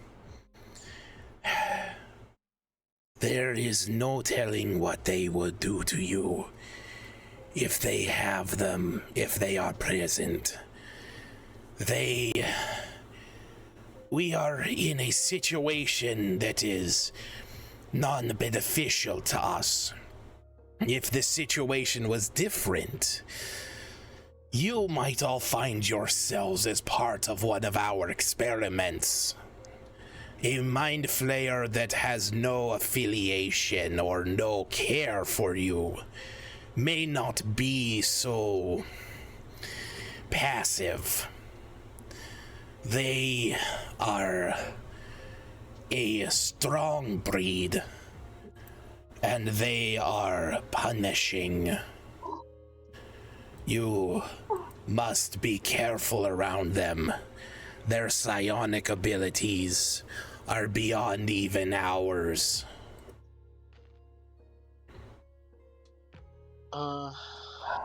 Anything you can tell us that might be useful? Do they have any Beware weaknesses? that he kind of slinks closer to you, and has his like tiny little face tentacles, as they kind of like he gets close within like, you know, a few feet, like kind of like brushes them up against you and says, beware the tentacles. They are able to stun a foe, and they will try to feast upon your brains. It is what the squidlings down below would have done should any of you have fallen to the flesh golem. Good to know. As for weaknesses, they are strong in the mind, but weak of body. You must be prepared to match their intellect.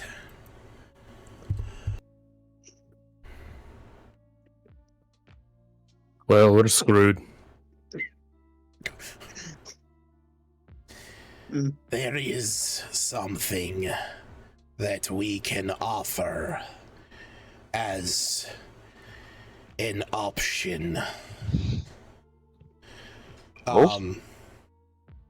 And you see Dredovex goes down the staircase, and a moment later you can hear him just down below, and a moment later comes back up. Let me see where this was. Yes. Comes back up and has 4 of those similar looking pistols that it is carrying telepathically, and it looks at all of you and says, well, we might not have enough for all of you, as we still need our defenses.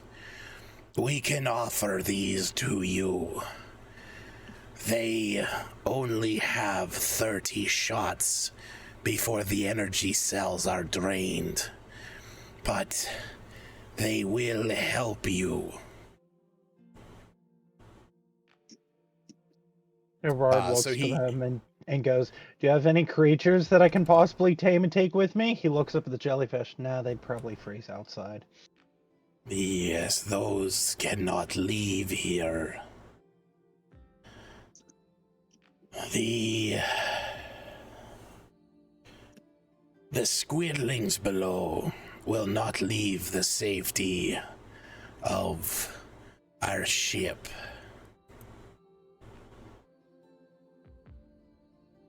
I am sorry. Damn. I guess a laser gun is fine. All right, so there are 4 laser pistols. Who is taking one? I'll take one.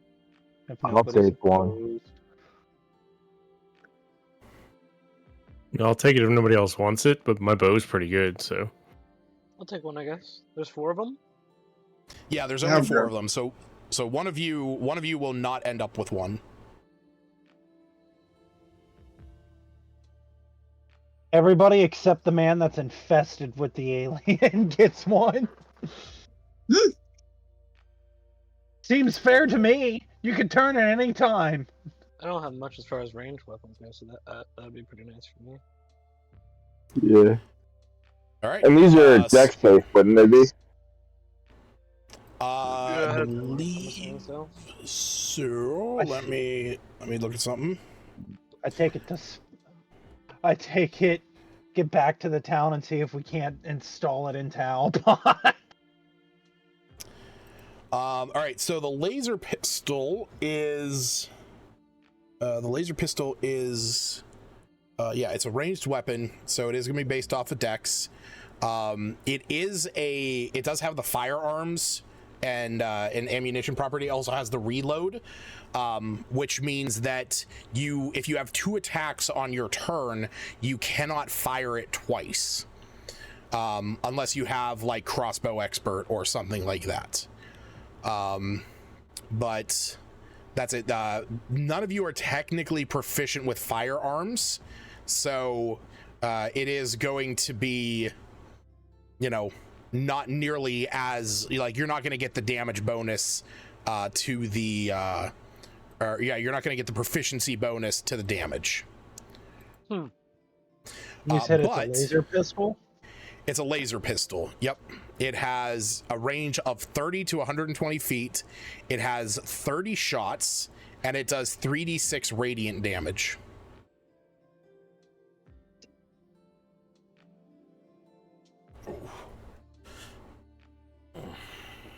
I'm totally gonna see if I can't just get it installed into Albot. Oh, wait, I'm sorry. No, it does have the reload property, but the reload property for this wouldn't even take effect, because reload property is 50 shots.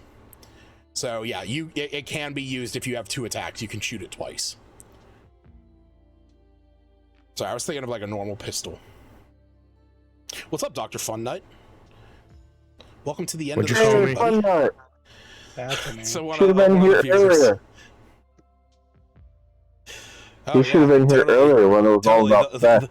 The whole hentai episode, basically. All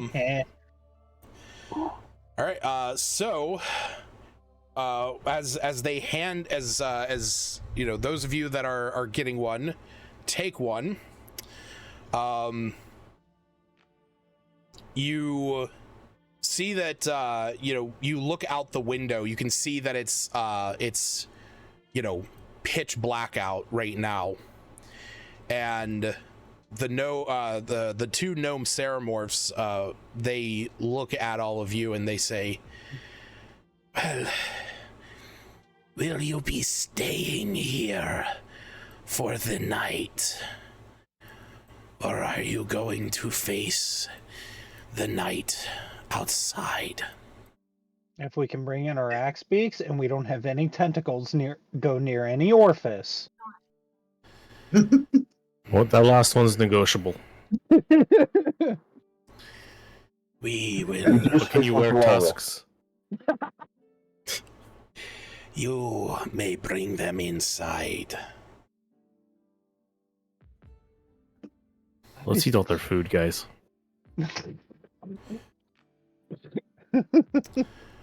All right.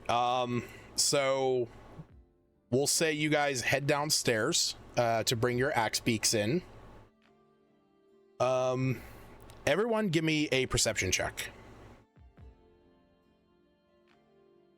Perception. This perception check lets us know if we're going to be anally probed or not.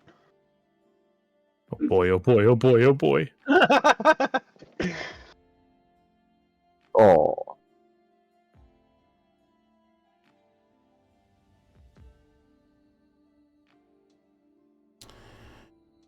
All right. So as you guys head downstairs and you start to bring in the axe beaks, I should ask, Slagru, being that you don't have an axe beak here, what are you doing while they're bringing in their animals? Checking out the ship. Okay. So we'll say that they start heading downstairs. You take a peek into this room up here, where where the small black box was pulled from, and inside here you can see that there's a few different pieces. There's some clutter on this large table.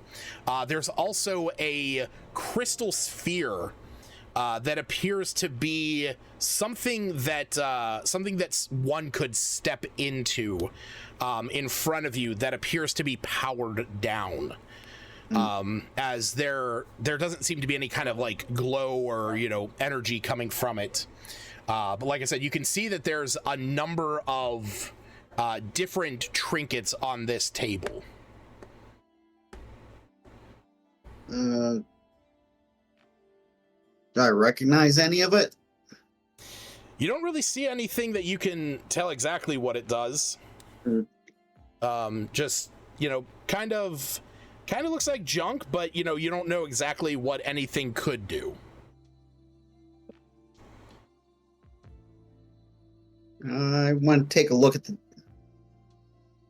Can I take a look at the doors themselves? The doors, yeah. Yeah, I just want to see. Have... I'm just curious about the locks. Oh, yeah, you can see that the doors, when they have that same kind of sphincter-like shutter lock closing mechanism, but whenever it closes, you can see that there's what appears to be a circular pattern in it, that whenever it fully closes, that kind of glows. And simply pressing your hand up against it appears to open it.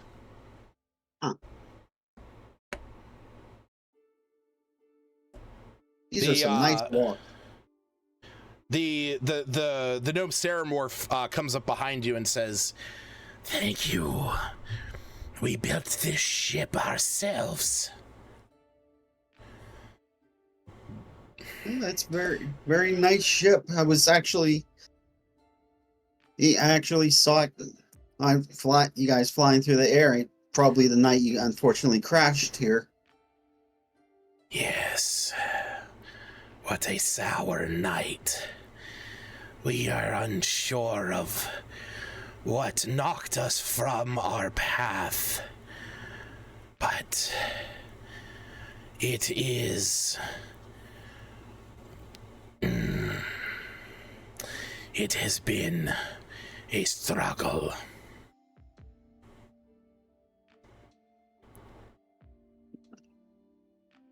After we get the axe beaks in, once you're done with that conversation, I want to talk to one of them too. Okay. He looks at you and says, You did not get a fire hand. Are you armed? I have two.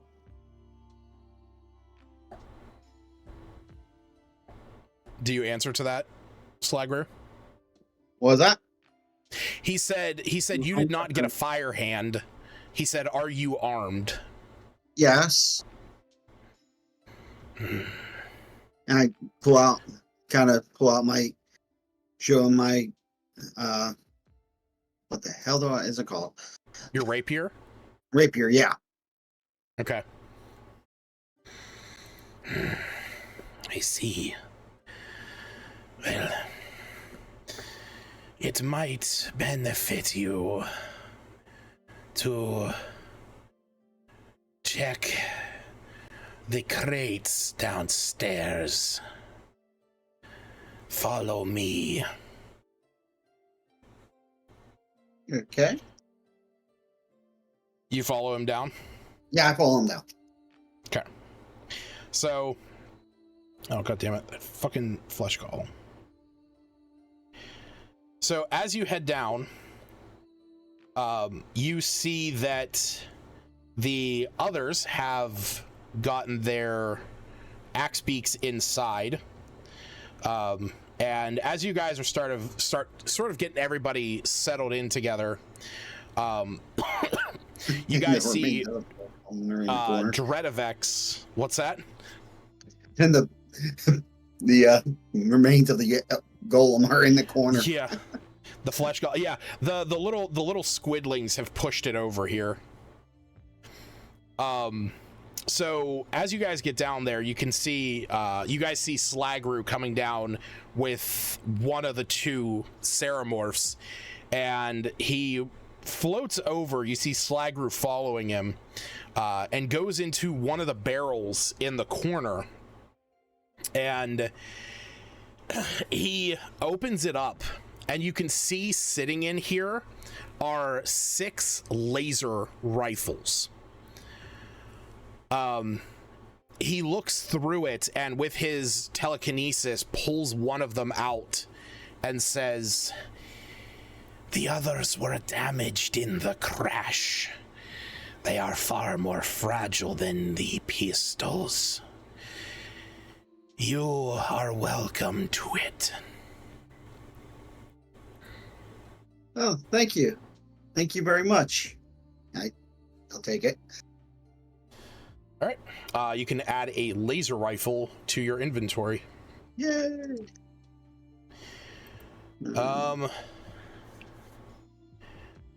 And so yeah, Gerard, you said that you wanted to talk to him. Yes. Okay. What do you approach him about? I approach him with Albot, and I'll say, well, seeing that your guys' technology is obviously superior to what we have, do you have any equipment by chance to possibly do an upgrade? Or see what you can do with this mechanical companion I have, just for something. Because he can obviously fly despite his weight, and Everard will go ahead and show them and tell him first that he doesn't plan on attacking, but show them like the pea shooter that he has. Like, he also just has this small little device that allows him to shoot. Since I know you guys said you didn't have like any creatures I could get, because I kind of collect creatures and whatnot, Everard will pull out essentially his arcane focus and be like, through the power of magic and less science, I can pretty much conjure creatures that I made friends with through this. This is a device that creates a tunnel through time and space to another dimension, to where the animals are. I wouldn't say dimension, I would say different plane of existence, but more or less, yes. The various planes of existence. We have traversed them. I will take a look at your companion, and I might be able to help you. Would be greatly obliged. Now, we must lower the power of the ship for the night, as we do not want to run the cells dry. Understandable. And so with that, you see that Dredavex takes Albot upstairs.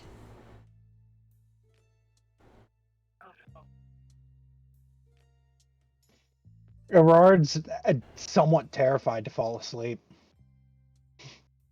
Not because of the ship, but because of other things. Okay. So at that point, do you guys rest for the night? Reluctant. Yeah. Yeah, sure. Okay. Seems like a good idea. All right. Go ahead and proc a long rest. And it's been a long time coming. Level up? I don't want to level up. Yeah. I like being level 7. Yeah, I'm not feeling a level up anymore. Yay, I'm back to 45. Did you level Fuck up? you guys. Not Yeah, two now that levels you're- up. Now that you're offering it, I kind of don't want it. It just seems Yeah. out of place. Now that you get it, you don't want it. Level 10? But yeah, level 8. So That means we you get feet guys- now. You do. You guys get a feat. So, or you get an ability score increase, or you get, you know, 2 talents, or you get an ASI and a talent.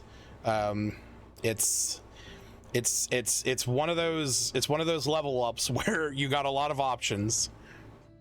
Even get another level up. No. But to those watching out in Streamlands, thank you so much. Wait, what is this? Oh yeah. Don't think too much about what Spellix said. Spellix was losing his mind. But thank you everybody for watching. Those of you that hung around and stuck out with us, thank you so much for that. We will see you guys next time. Bye, stream. Bukake. Oh God. Bukake. I hate this.